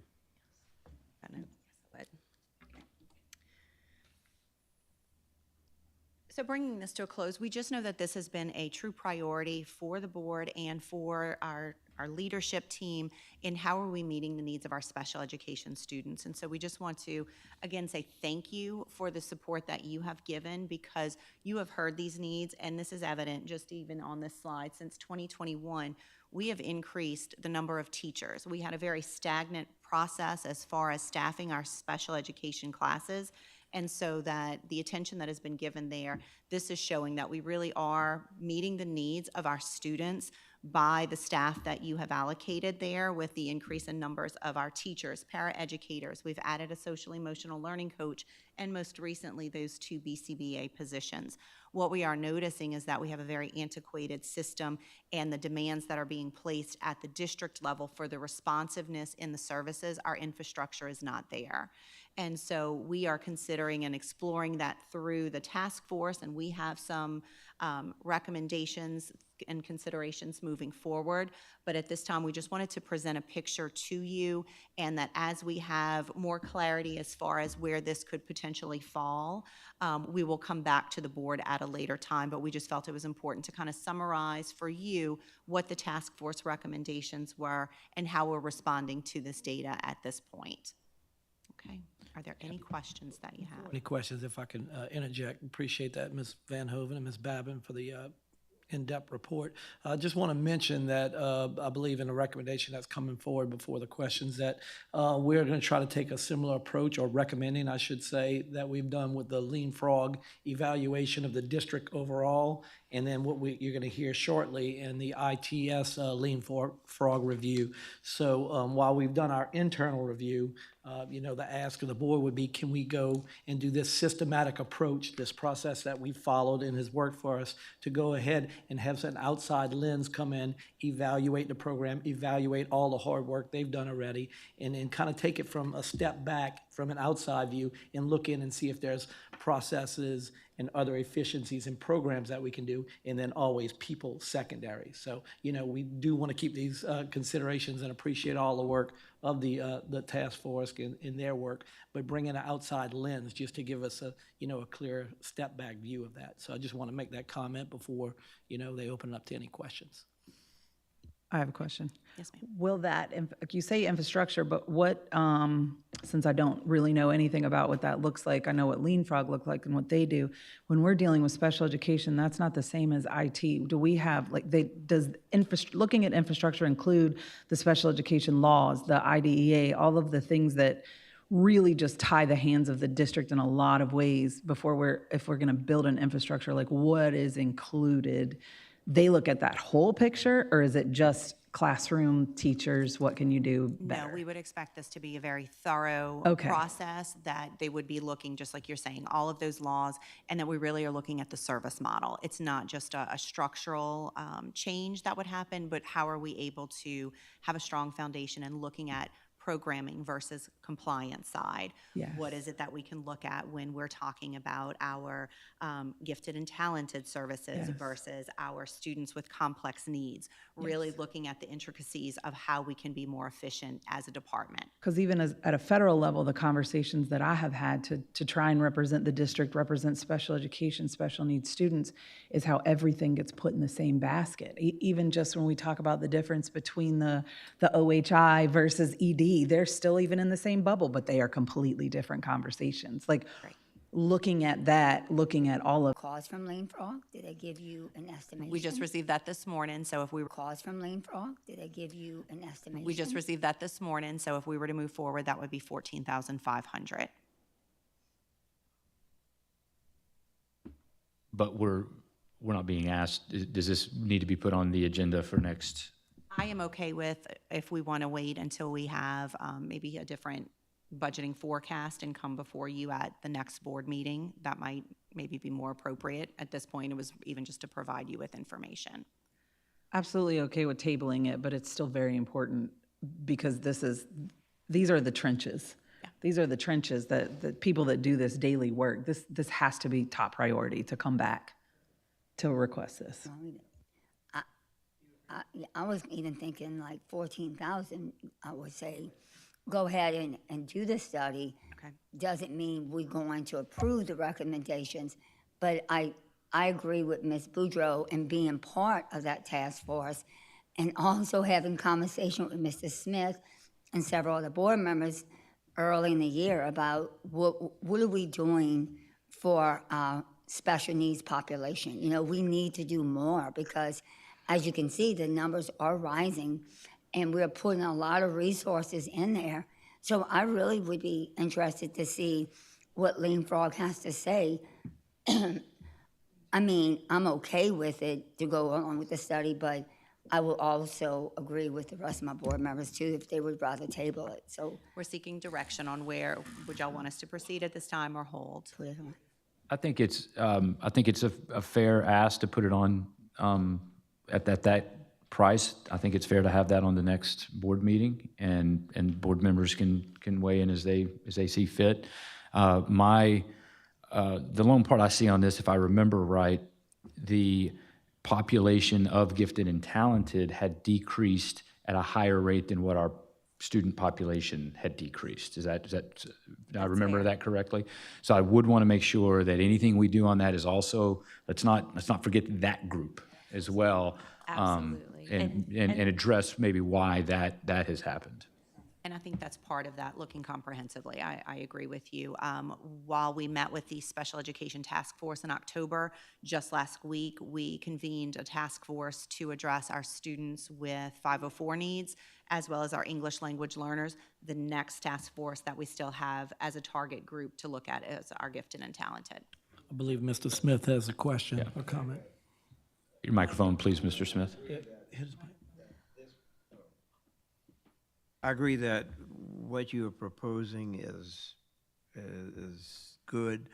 What we're asking for here, more or less, is validation, and that is validating the evaluation that you've already done.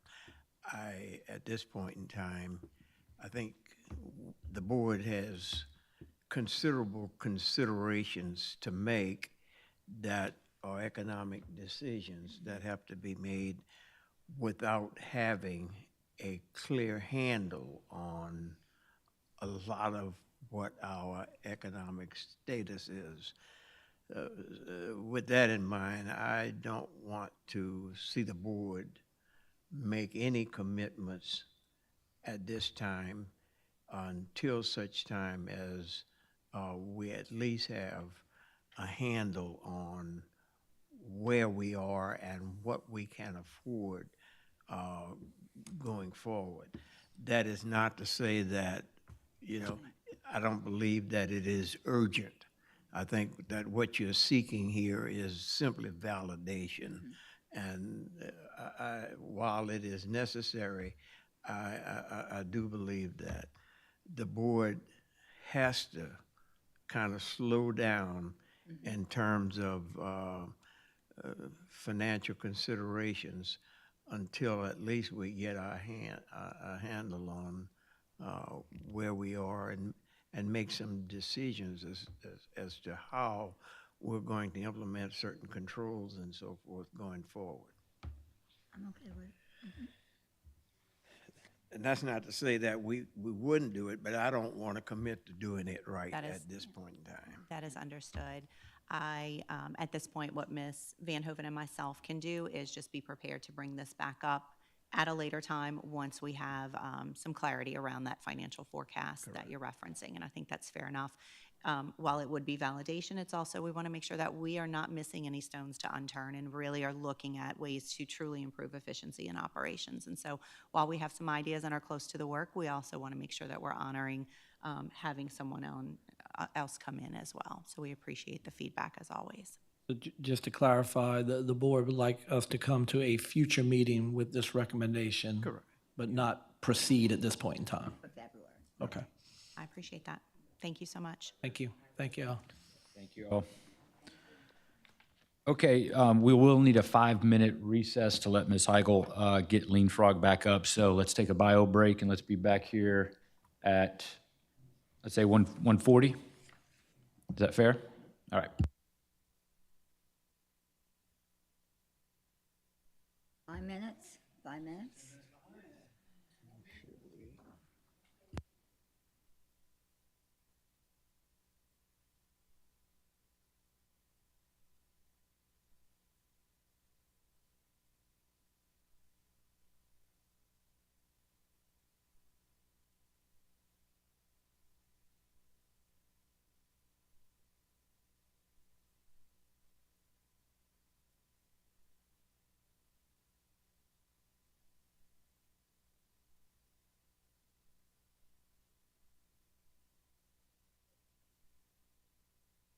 Can you hear me?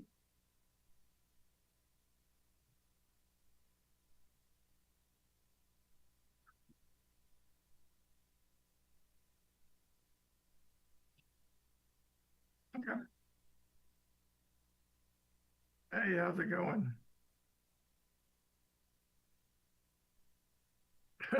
Almost, huh?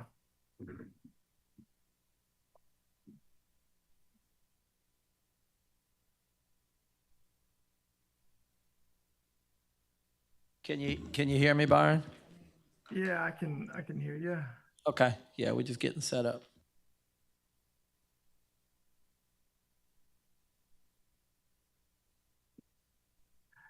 They keep flipping the forecast. Yeah,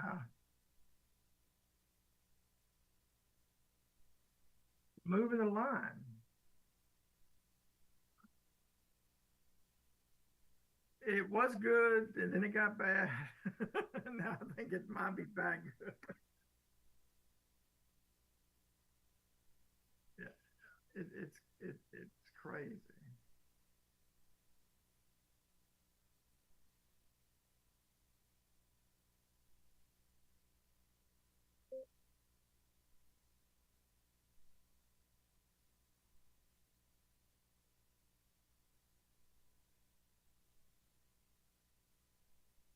Okay, not a problem.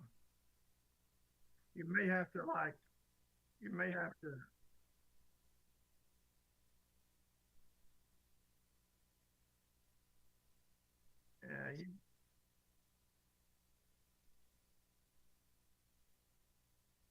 Yeah, uh, she's more worried about the our daughter in DC and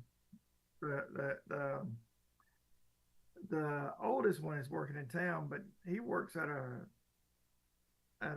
restaurant that's in a hotel, and they put him up for the weekend starting last night.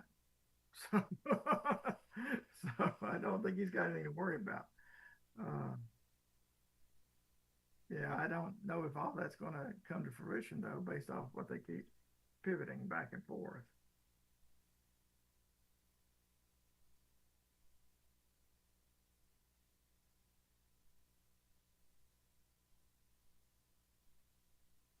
Okay, no problem.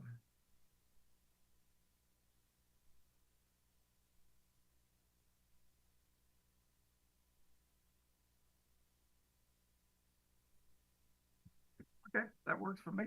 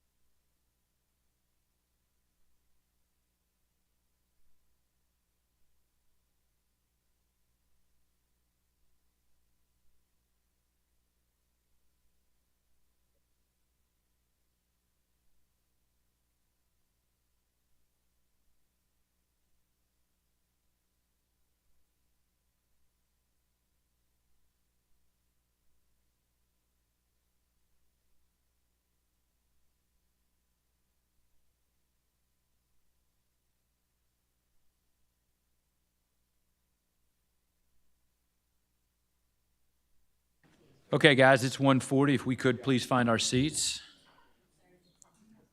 Actually needing one more. Thank you, Ms. Weber. All right. We're back started. Our next agenda item falls under Goal D, Resource Allocation. This is the Lean Frog IT Department Review. We've got Ms. Kelsey Heigl. This is scheduled for 45 minutes, and again, we've got some virtual folks with us. Good afternoon. So I came before the board, I don't know, it must be about a year ago at this point, to request permission to go forward with an ITS department review. So looking at things like procedures and processes and looking at efficiencies within our programs and how we do things based on projects, because we have some massive projects, but then as far as obsolescence and kind of everything like that, device age, how many devices we have, and just how we work and how efficient we are as a department. So after a period of time where we did an internal review, internal audit with Adam, then we took a lot of those recommendations and decided to move forward with Byron. So Byron is with us today virtually, and what he's going to do is run through his audit. So his audit took about 5 or 6 months, the last 5 or 6 months, and we've been working to fine tune some of the recommendations. In Simbly, you have Byron's presentation. There's also my presentation. After Byron's finished, I'm going to come back with a few things just to kind of give you a status update. Since Byron and I have been working together for so many months, I have implemented some of the things he's already recommended as far as efficiencies. So I want to just kind of update you on that. And then inside Simbly, there's also the complete report. If you're bored this weekend because the weather is interesting, there is 176 pages for you to read through if you would like.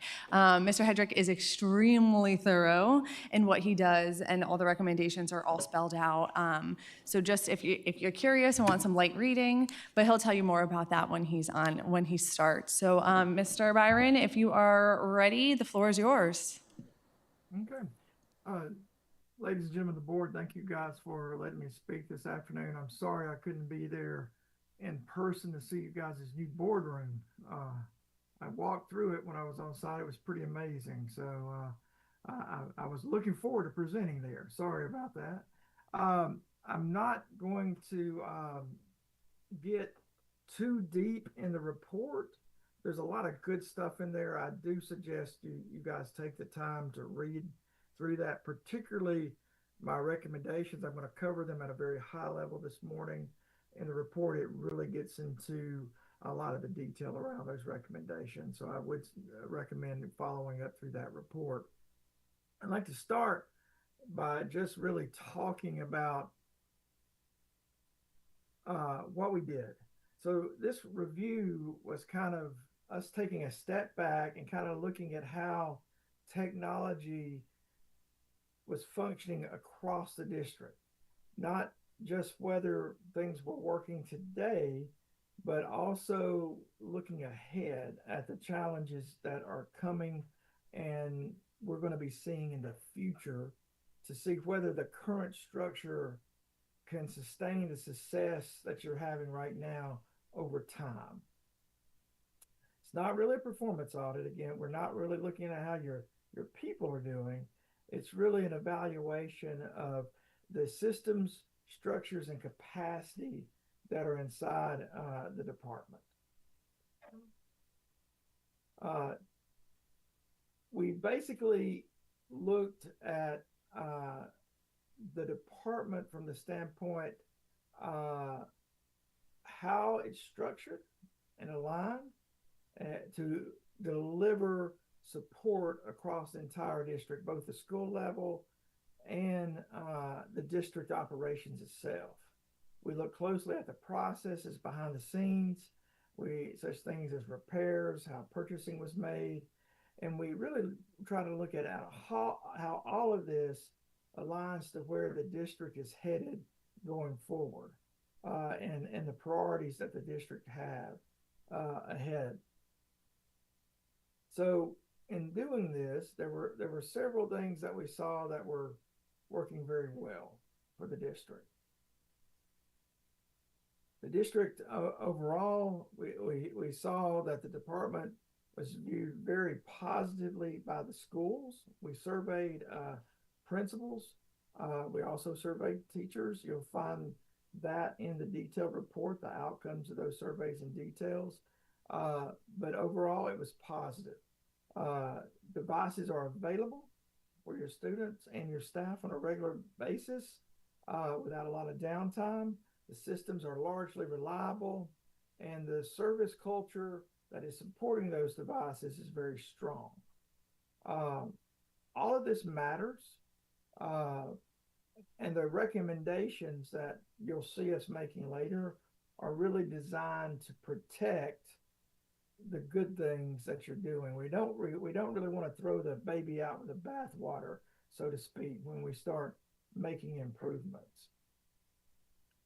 There was really one kind of big central finding, and it's pretty straightforward, and that is the department is doing good and it's stable today, yet at the same time, the scale and complexity of what's coming, what we see as far as how you've grown with devices, systems, the need for integrating technology into instruction, current security expectations, both physical security for your buildings and students and cybersecurity. All those things, plus other challenges with AI, those things are going to put pressure on the department and shape how it has to scale and shape the complexity of work that's being managed. And what this means is that right now you're kind of getting you're in the middle of some of these transitions. You're integrating instruction and technology and instruction. You're integrating these security pieces, but the problem is right now it's highly dependent upon people, and these increasing demands are kind of stretching the people rather than the system being designed to absorb them and manage them over time. Does that make sense what I'm trying to say there? That it's hard right now, and you're looking good because you got good staff and they're hustling, but it's really contingent to people. You lose a couple people, replace them with new people who don't have the foundation or the background knowledge, you're going to see a reduction in support outcomes. And then going forward, you're going to see more of this ahead, and you're not going to be able to absorb it as you're structured currently. So it's not an immediate fire that I'm talking about, but it is something that is going to be coming to the district. Now that's good because it's going to allow us to build a foundation, not just necessarily throw people at it, but build a foundation. You're going to see a lot of my recommendations are about building a foundation before this complexity scales and gets too hard. And then we look at potentially restructuring the whole department when that complexity comes in, but putting in place the foundation pieces first. So when I talk about that complexity that's coming, let me talk a little bit about future readiness and what when it comes to structured planning and governance, and it's limited in how much of that strategic work we can do versus the day-to-day making sure the fires are put out. So our recommendations, there's about 6 themes of these. Now, again, in my detailed report, I lay out these and kind of why, what, how, timeline, and cost. You'll find that detail in the report. Today, for time's sake, I want to talk about these recommendations at what I call the theme level, so you can kind of understand the intent of the recommendations and what we're discussing. So there's basically 6 recommendations. The very first one is we need to stabilize the help desks and procurement function. Now you might say, well, hey, you talked a lot of saying we're actually staffed correctly. What's going on there? You have a significant person. You have a 2-person help desk, and one of those people does the majority of technology procurement for the district. That person is retiring in June. So we have to address that first. And in so doing, what we would like to do, and you'll see this in the recommendation detail, is rehire that help desk person, but internal to the district, bring someone into the department. Again, this is not an ad, it's a movement from within the district. Bring someone in to handle those purchasing pieces, and also support some of the administrative duties that are being done by your tech leads in the department. What this will let us do is it will let us take our help desk support from being a tier 1 to assisting with tier 2, a higher complex level of support, which will better support your TSCs at the school level. Currently, your help desk is supporting a lot of the district central office, but you're not seeing that level of support from the schools. If we add some capacity there, we can increase that support from the help desk with the TSCs. The other thing that would allow us to do is unburden some of your leader positions, such as the director and some of her direct staff, unburden them so that they can have more time to handle some of these more strategic yet important duties around security, cybersecurity, AI, and those pieces. And this is not a net add from a perspective of cost for the district, this recommendation. The next one would be we need to better clarify the roles between the technical part of technology and instructional technology. Now, this is not a issue where someone's not doing their job. This is an issue where right now a lot of people are doing this job, and they're doing it kind of ad hocly, outside of having dedicated ownership, support, and actually being able to drive that change. It's happening, but it's kind of happening informally. You do have some positions. For instance, you have some instructional technology coaches. That's a position in title only.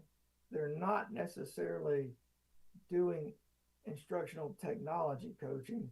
They're doing instructional coaching. So that burden really comes down to one individual that's trying to work and tie to your technology department, and then they're trying to assist the TSCs at the school level, but in the end, there's a significant gap. So we feel one of our recommendations there is all about tightening up that structure, clarifying those roles, and making that integration more formal. The next is really getting down to the school level supports. Right now, when you look across how your supports, if you just look at people or the number of positions, you may feel that it's kind of equitable. But when you really look at the current practice that anyone can fill that TSC role, whether they have available time within the day or not, and you start looking at available time per device, you're going to see that there is some inequitability in that. And it's not driven by the number of positions, it's driven by the position that it is connected to. So for instance, if a TSC is a classroom teacher, she does not have a lot of time, maybe a planning period, to support her students and her school. If that person is in another role, they may have a lot more time to support their students in their school. Currently, the structure that you have isn't taking into account that variability in access, coverage, and response. And therefore, we have recommendations around tightening that role and so that it can be more equitable within your schools and provide stronger support. The next piece is we want to kind of fix the intake and workload visibility district-wide. So we have a lot of things occurring, but we want to standardize those processes. And I think already Kel has talked to you a little bit about some of her work on process standardization. That needs to continue. That it's just not mature enough yet. So our recommendations are around that. The next piece is we want to, and I put on here formalized technology and instructional governance. It's, again, you don't not have that. It's just you don't really have good alignment. You have pieces. So part of our recommendation is to put that structure in place so it is more formal. And on top of that is the last recommendation, which is really important. Excuse me, let me go back. On top of that, it's part of the recommendation, it's that instructional governance. Right now, the district has a really strong strategic planning function, and it has a strong way of rolling those out through these operational plans to the department. And technology is inside of that. But because technology is connected deeply at every level of the organization and every department within the organization, and it's becoming increasingly dependent, those departments and structures are becoming increasingly dependent upon technology, you will see our recommendation is that we build, or you build, a technology plan, a strategic technology plan that supports your strategic plan, and that plan be built cross-functionally. And then governance structures be set up so that that's the lead for technology across your operational plans. So it's not really changing how you work right now. It's just fine-tuning it a bit to add some focus on technology and unification of technology that you don't have right now. And then lastly, as these complex systems continue to grow, within the next 18 to 24 months, you're probably going to have to look at restructuring the technology department. Again, you don't really want to do that before we've done these other things. These other things that we've mentioned in recommendations are very foundational. If you were to start restructuring the department, or if you don't do these things and then 18 and 24 months you decide to restructure the department, it's not going to, you're going to lose some effectiveness and efficiency inside the department. So what we're suggesting is do the first 5 recommendations, work through those, but then between 18 and 24 months, that's when you're really going to see the impact of AI. It's when you're really going to see a big push, and you're going to continue to see a big push in security, physical security and cyber security. All these things are going to come into play. And at that point, we are suggesting that you will need to restructure the department. And we do provide inside the assessment document, inside this recommendation, some concepts of how that could happen. Basically, we would be breaking out the more strategic and complexity management away from the operational management. And you can see that laid out in my report. So those are our recommendations. Again, the near-term pieces to emphasize over the next 12 months or so, what should be focused is, or 12 to 18 months. It's not really restructuring or expansion of the department. It's preparation. The recommendations, as I laid them out, those first 5, they're designed to clarify roles, stabilize your core processes, improve visibility, and really unify the district under technology governance so that the district is aligned and making good decisions overall, driving in the same direction. This work would prepare you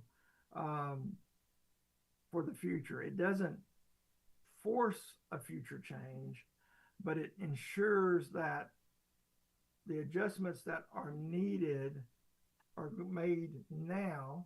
They're made deliberately and they're made effectively so that when there is the need for that change in the structure, it's fully supported and can occur quickly and can occur by improving the performance of the organization versus creating that change, that sawtooth effect. I think I've got talked to you guys in the past.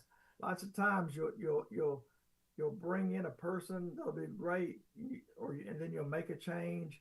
That person will leave, and everything that was there will drop.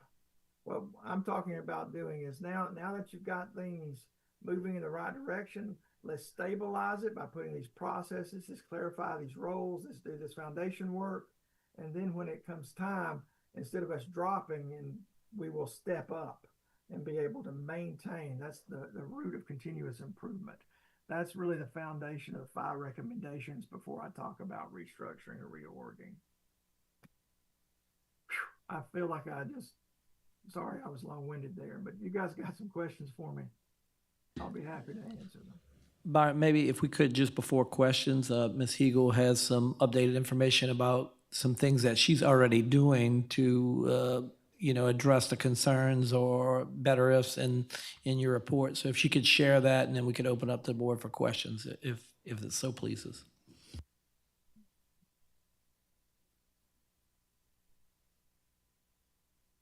All right, so to briefly give you just a little bit of, like I said, Mr. Hedrick and I we've been talking for a long time. So there's a lot of things. He's extremely tech savvy. So there's a lot of things that I've kind of taken to heart. He spent a few days here with me. He interviewed my entire staff. He interviewed people from outside of my staff.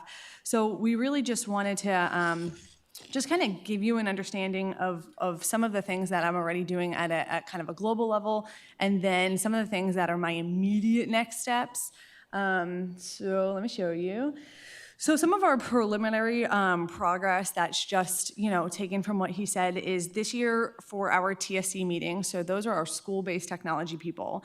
We have taken them away from kind of what historically has been more sit and get. Here, let me show you all these things, let me tell you all these things, to more of a training focused. So every time they're expected to bring their technology, and every time I have one of our systems analysts go through a process with them, pull it up, go through step by step. It allows them to provide better tier 1 support at the school level without it having to get to my systems analysts, so that it can also be handled more efficiently and ultimately quicker, right? When teachers' things go down, they need them now. So allowing, giving the TSCs a little bit just more kind of knowledge base and practice. I have all of my systems analysts there for every meeting, so they can go through and we can dig through things. The TSCs are also currently helping me write a TSC manual. You know, and Mr. Hedrick was being super nice about some of his findings. One of them was that the technology department is not the best at documenting.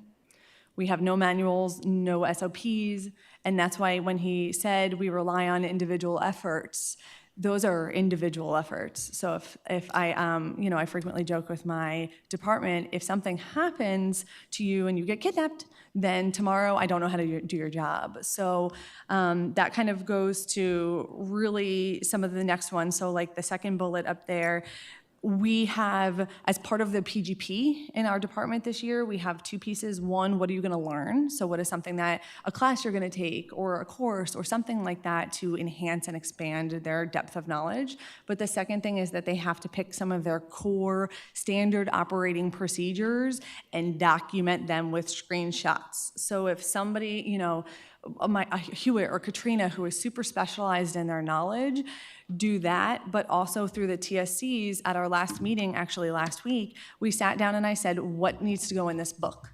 Tell me what has to go in. I'm gonna be asking them, can you make some of our SOPs? Because I'm not at the school, so tell me what happens at the school-based level. So we are working on an ITS manual and we're simultaneously building one that specializes by TSC, also talking about things like chronology. When do you do that activity? How do you do it? Including all the screenshots. So just making sure that as far as my systems analysts and their specialties, having those very, very strict procedures in place with screenshots. I need to know how to do it. The third biggie,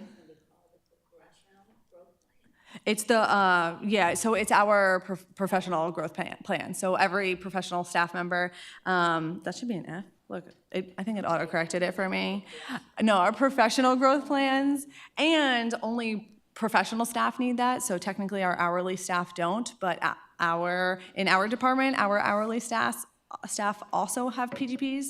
So it just makes sure that we hold everyone accountable. And even I have 4 bellwether technicians who work strictly with hardware. They also have PGPs. So when they knew, yeah, it's professional. Sorry. It didn't correct me. I didn't know professional was like a techie growth plan. Or No, you called me out on that one. No, I didn't mean to do that. I'll go fix it. You should have went with it. Yeah, it goes with our. No, I want it to be clear and I want it to be correct, Ms. Weber, so I'm glad you called me out on it. And then that third biggie that we've already started is compiling a vendor inventory with very specific information. I need to know every person that you speak to within that company. I need to know our contract number. I want contracts linked in there. So we've already kind of started that process. They've been working through that. You know, sometimes as renewals come up, I'll be like, oh, didn't put that one in there. So I very frequently say, is that in the vendor list? And it just helps us as an IT staff be able to say, like, you know, this one person might be the main contact, but if something happens, I need to know who to get in contact with. You know, even a year later, because I've been in this position almost an entire year, I still get emails that say, oh, Stephanie Stibe. And I'm like, I've been here a whole almost calendar year. So, you know, just making sure that we're having that very, very strong base just for that knowledge sharing, making sure that the knowledge transference is there. So some of the things that I kind of have already started, Byron just reassured that, but then based on his recommendations, some of my like immediate next steps, as in probably as early as Monday morning, first thing is to work with HR on TSC job description revisions, focusing on who can be a TSC within the school building. That will help kind of restructure and redesign how TSCs even work. How efficient are they? How effective are they? You know, and our TSCs, they're really wonderful. They're willing to do anything, but then we encounter their limited time and availability to do that. So I want to make sure that they are set up for success when they're back at their school buildings. And that's also comes into the, once we kind of choose that for the next school year, looking at different types or more in-depth training for TSCs. So things like on those teacher work days, if they are TSCs that don't have to be required to be at ELA training or math, then I'm pulling them for a half day, or I'm pulling them for extended time periods. So maybe, you know, if I can get them at 1 p.m., then I can have them from 1 to 4, so it's not just an hour after school, because my meetings usually run from 4:15 to about 6. So if I can have a little bit of that time during the day based on what position they hold, then I can better have them trained. So it's essentially like having an extension of the IT staff, and that's what I really need. Then one after that, we're looking at forging a stronger just knowledge base between CIA, so curriculum instruction and assessment, and ITS. We have a very frequent crossover where a lot of times we don't know who's coming or going. It often tends to fall on Matt Chauvin specifically. And some of the conversations we've had, because my history is in curriculum and instruction, I know a lot about it. But had it not been me, or had it been somebody else, that might not be the case. So I tend to take a lot of that too, because I know it. And I work with Matt almost every day. He's in my office all the time. So getting a better relationship and building a stronger bridge between how can IT support CNI, and how can CNI then in return handle some of the initiatives, because my systems analysts are not educators. I only have one in my whole department who has an ed degree, because in IT, your specialty is IT. So to expect them to teach teachers how to teach students about things like AI, they don't know that. They've never been trained on how to teach. They're not teachers, and they didn't choose that career. They work in a school system, but they thought they were gonna be setting up people's computers. Right, so building that stronger relationship, and Ms. Babin and I have already had conversations about how this could look, and just building that foundation of us moving forward with that bridge.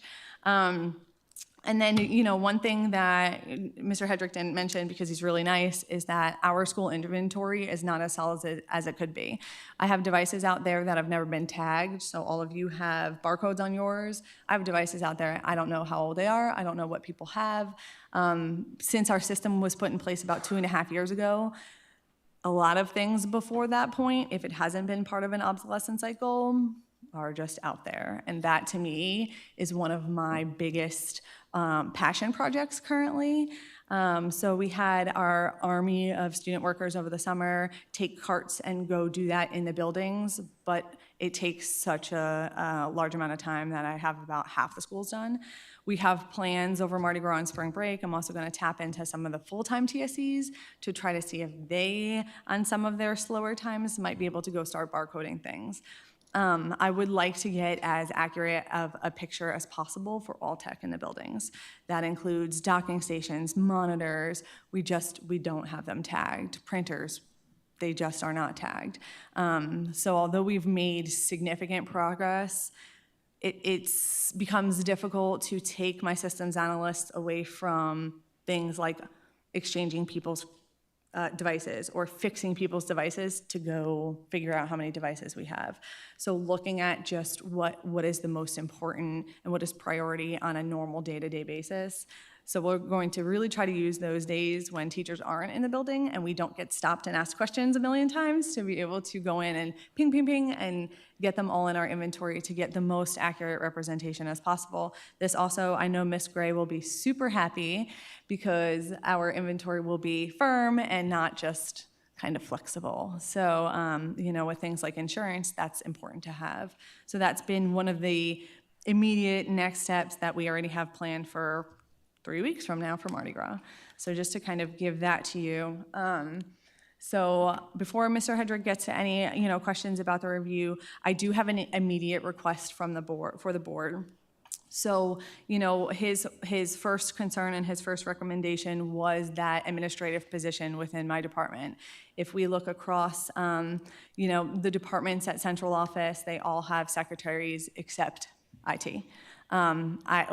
Like he explained, I have 2 help desks, and neither one of their job descriptions include any administrative work. They just do it because they're good people. And we rely on that, and that's not how a department should be structured. So my formal request is at the February board meeting to absorb a senior secretary position from the merger between Dr. Green and Jerry Smith's departments. Because they're merging those org structures, they will have an additional secretary. So removing one of those to my department and allowing those administrative tasks and purchasing to be done by that person so I can better equip and extend the use of that administrative, bookkeeping, secretarial support necessary for Ms. Hegel. So at this point in time, we'll open it up for any questions from the board. And Mr. Hendrick, if you could put back up that recommendation slide, the 6 main recommendations of Ms. Hegel, and then we'll entertain any Kelsey, I questions have the a board quick may have. question. Yep. Is there a place for that secretary in your location? Yes. So you won't have to ask for a space or anything that's already? Not right now. No, I have, I moved one of my systems analysts to be with his teammates at TIC, which is the facility next to the PLC. So the office right next to mine is available, which is, I could just yell and it's gonna be great. I agree with this. The only request I have is, can we put in the public description that it's cost neutral, or whatever terminology? Sure. So before we have any questions, or do you have questions before her formal request? I mean, I have a couple of questions, but is everybody okay with her request, this last slide?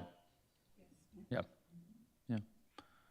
Yeah, I had a question for Mr. Hedrick, real quick. If you could give us, without having to name any names, where are other school districts kind of falling in this, and where, on a scale of 1 to 10, where are we, would you say, in compared to other ones? If you, I know you said you don't want me to name names, so I'll try not to do that. But if you look at the assessment itself in that document, I actually lay out several systems that I compared you guys to, and I laid out their organizational structure and their support models. So, give me just a second here. Let me.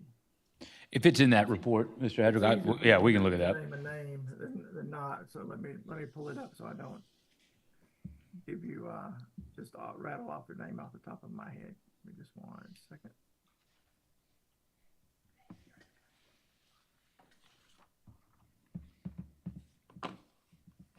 While he's looking for that, Yeah. let me ask, what are the current TSC job descriptions, or does that depend on level? So our 2 high schools have 2 full-time each because 2 each. they're massive. The middle school level, I only have 1 full-time, and that's at JB Martin. The other middle schools have full-time teachers, so there are 2 at each site, and they're full-time teachers. And then at the elementary level, all but 2 schools have 2, but they're also, again, either full-time teachers or most recently, like staff development coordinators might take on that role. And then I have 2 elementary schools who have 1 because they're tiny. So Alamans and New Sarpy both have 1 TSC. So those Alamans, the 2 small ones have 1 TSC. 1 teacher who's also a TSC. They are not teachers. 1 is an SOS and 1 is an interventionist. So they have a little bit more So it's a stipend flex position. time. Yes. So 1 stipend each. Yes, some are The classified, some are elementaries- professional, and they're all stipend-based, except the 2 high schools. What are the other elementaries? You said 2? And they're full-time positions. So let me ask you, so wait, let me go back to the middle school for a second. So high schools, they're 2 full-time each. Middle, you said 2 full-time each? No, yeah, except JB Martin has 1 full-time TSC. The rest are full-time teachers who TSC on the side.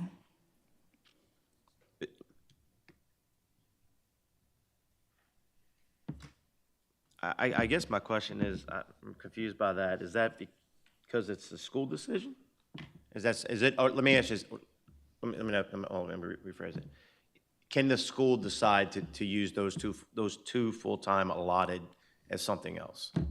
The high school ones? Well, middle school. Oh, no, the middle school ones are full-time teachers. They're not full-time TSCs, except for the one at JB Martin. That's a full-time TSC. And technically, it's not a TSC, it's a tech assistant. They just choose to use their tech assistant that way. Hearst has a tech assistant also due to the size, but they do not utilize him that way. So they have 2 full-time teachers that get the stipend to be TSCs. So there's only the funding that way? one. Is that? And schools decide who the TSCs are. which Well- is why I have a meeting with HR next to Whenever we, determine whenever who can we be get that. to, well, I mean, I'm gonna say this, whenever we get to that, Yeah, this is part of the problem. If we're gonna create the job description, yeah. they need to be able to do that, and it's not the principal's decision to be able to move that. They just don't understand, and I'm not criticizing. Technology is involved in everything we do. Yeah. And that's my. Yeah, so for like my full-time teachers, they receive a stipend to basically do the TSC job description outside of school. That's why they receive that stipend and classify it as hourly.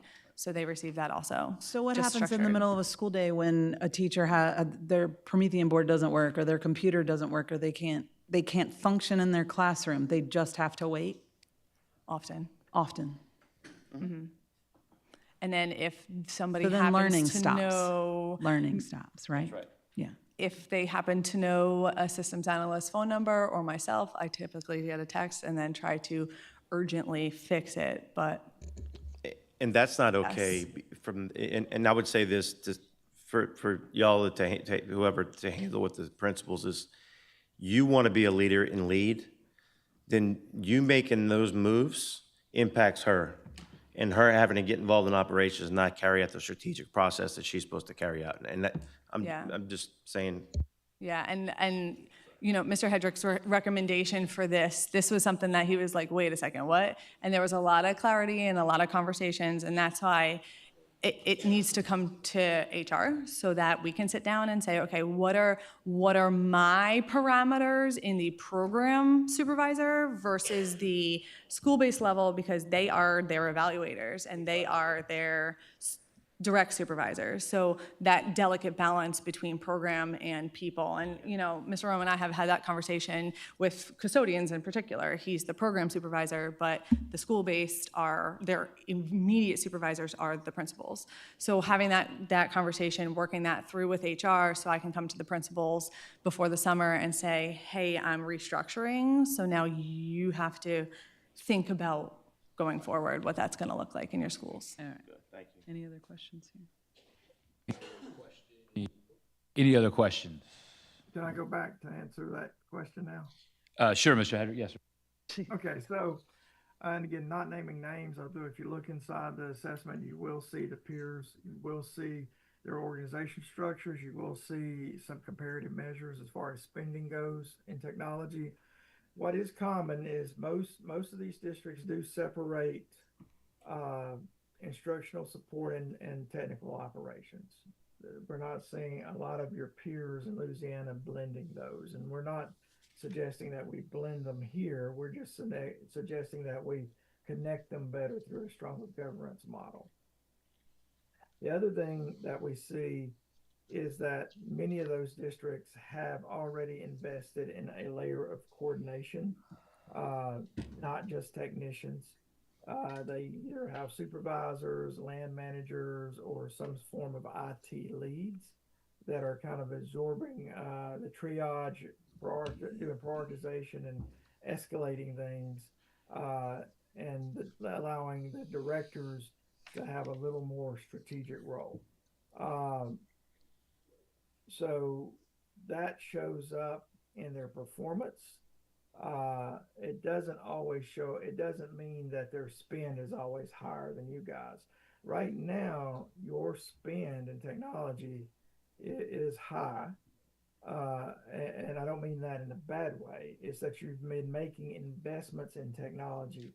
If you look where that spend is going, which is inside the report too, you can look at expenditures and see where that's going. It's not going into people.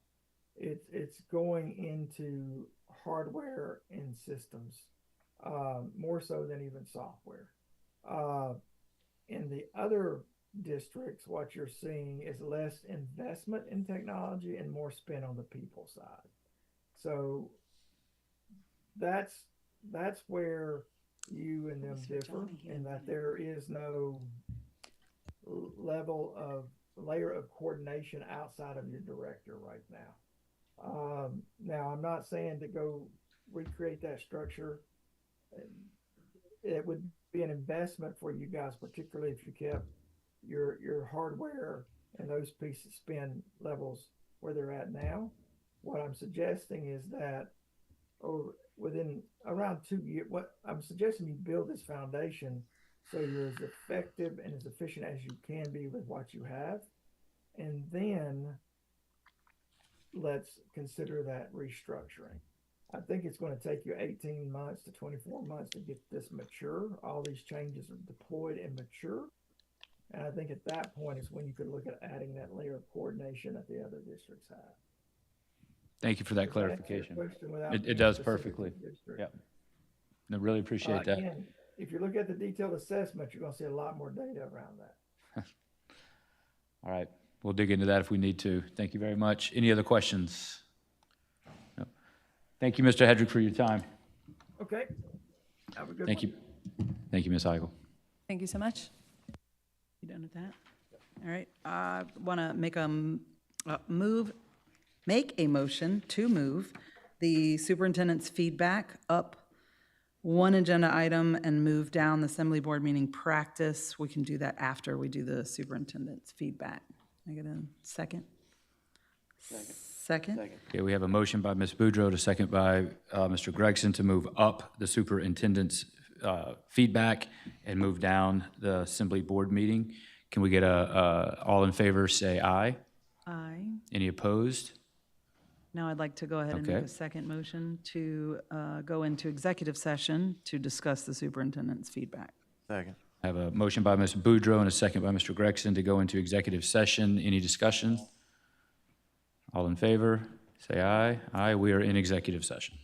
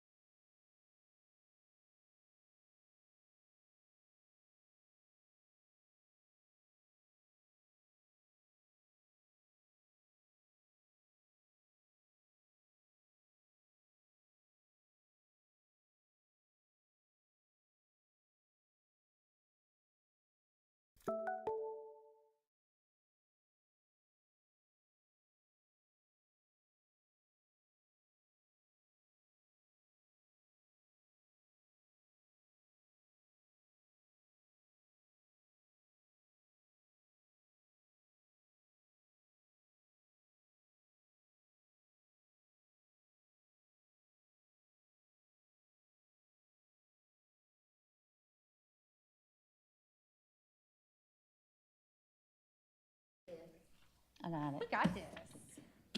Got this. So moved. So done.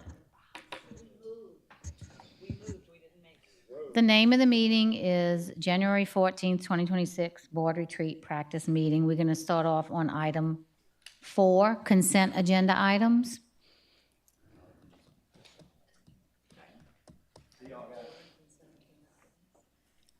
Bye, Mr. President.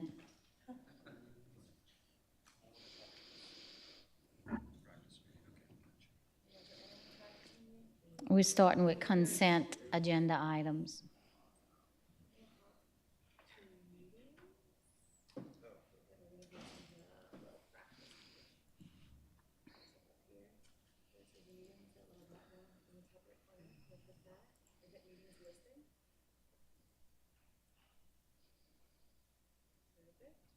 Are y'all okay if I continue making phone calls? Yes. We got this, Dr. O. We're good.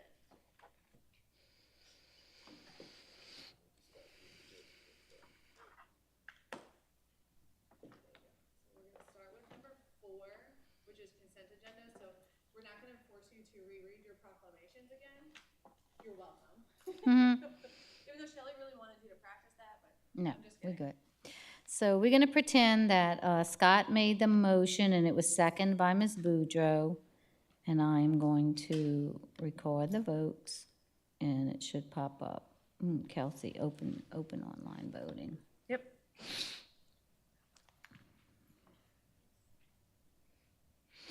Did it pop up for y'all? Yes, ma'am. Okay. Good deal. All right, put your vote in, and in that bottom right-hand corner to record my vote.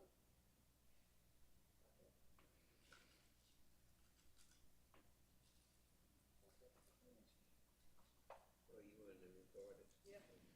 Once you're confident in your vote and record, that's all I can show. Okay. The fake board member never voted. Oh, well, he won't be on that. Okay. So then I save. We did. And then I share results. Tell me if y'all see it. We need to adjourn publicly. What's that? We need to adjourn publicly? No. Still me. We're still in the meeting, I think, aren't we? we are. We just adjourned executive session. We're still in the meeting, still in board Yeah, this is retreat? regular session. Yes, okay. Did y'all see the voting results? Okay, good. So I'm gonna close the pop-up, and we are gonna move now to item 5, under business items, board meeting minutes. And we,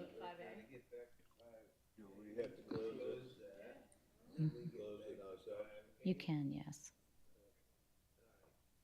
And then we're gonna pretend that Mr. Ellis made a motion and Mr. Art Oquan seconded, and I'm gonna open up online voting. And tell me if it pops up. Good.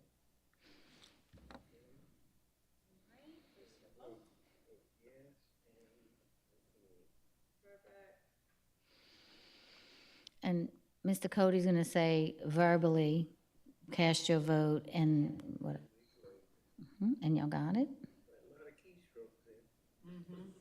Keeps you nice and attentive and active, Mrs.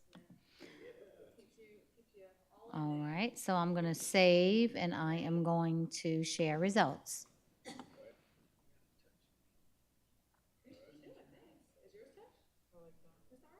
I like that too, that you get to see it. Yeah, mine's touch. You all have touch issues, just so you know. So you really don't want to. That's funny. Yeah. We can clean up for you between, so. Okay, now we're gonna go to B, pharmacy analytic firm. And we're gonna pretend that Ray motioned and John Smith second, and I'm gonna open up voting. And did it pop up?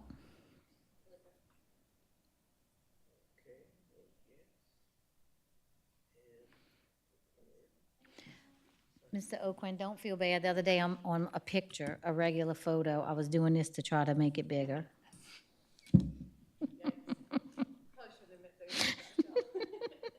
All right, I am going to close voting and share results. Yeah, y'all should see the results. Okay.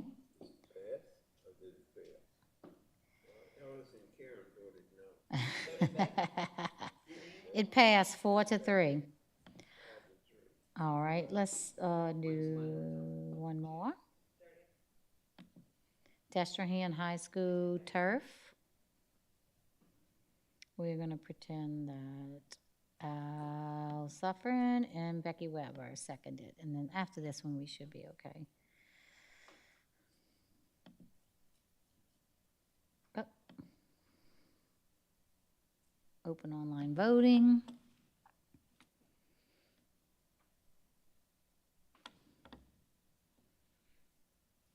Did it pop up? Yeah? Okay.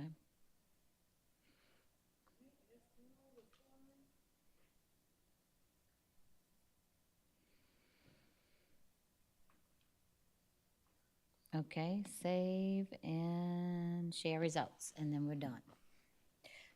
So that's the same screen you'll see. Yeah, it's not like board docs where you're gonna see to the left every item. You just see this pop-up window. And then you vote, and we share, and we move on. So I've been playing around with Assembly. It's easy. It's and a lot more.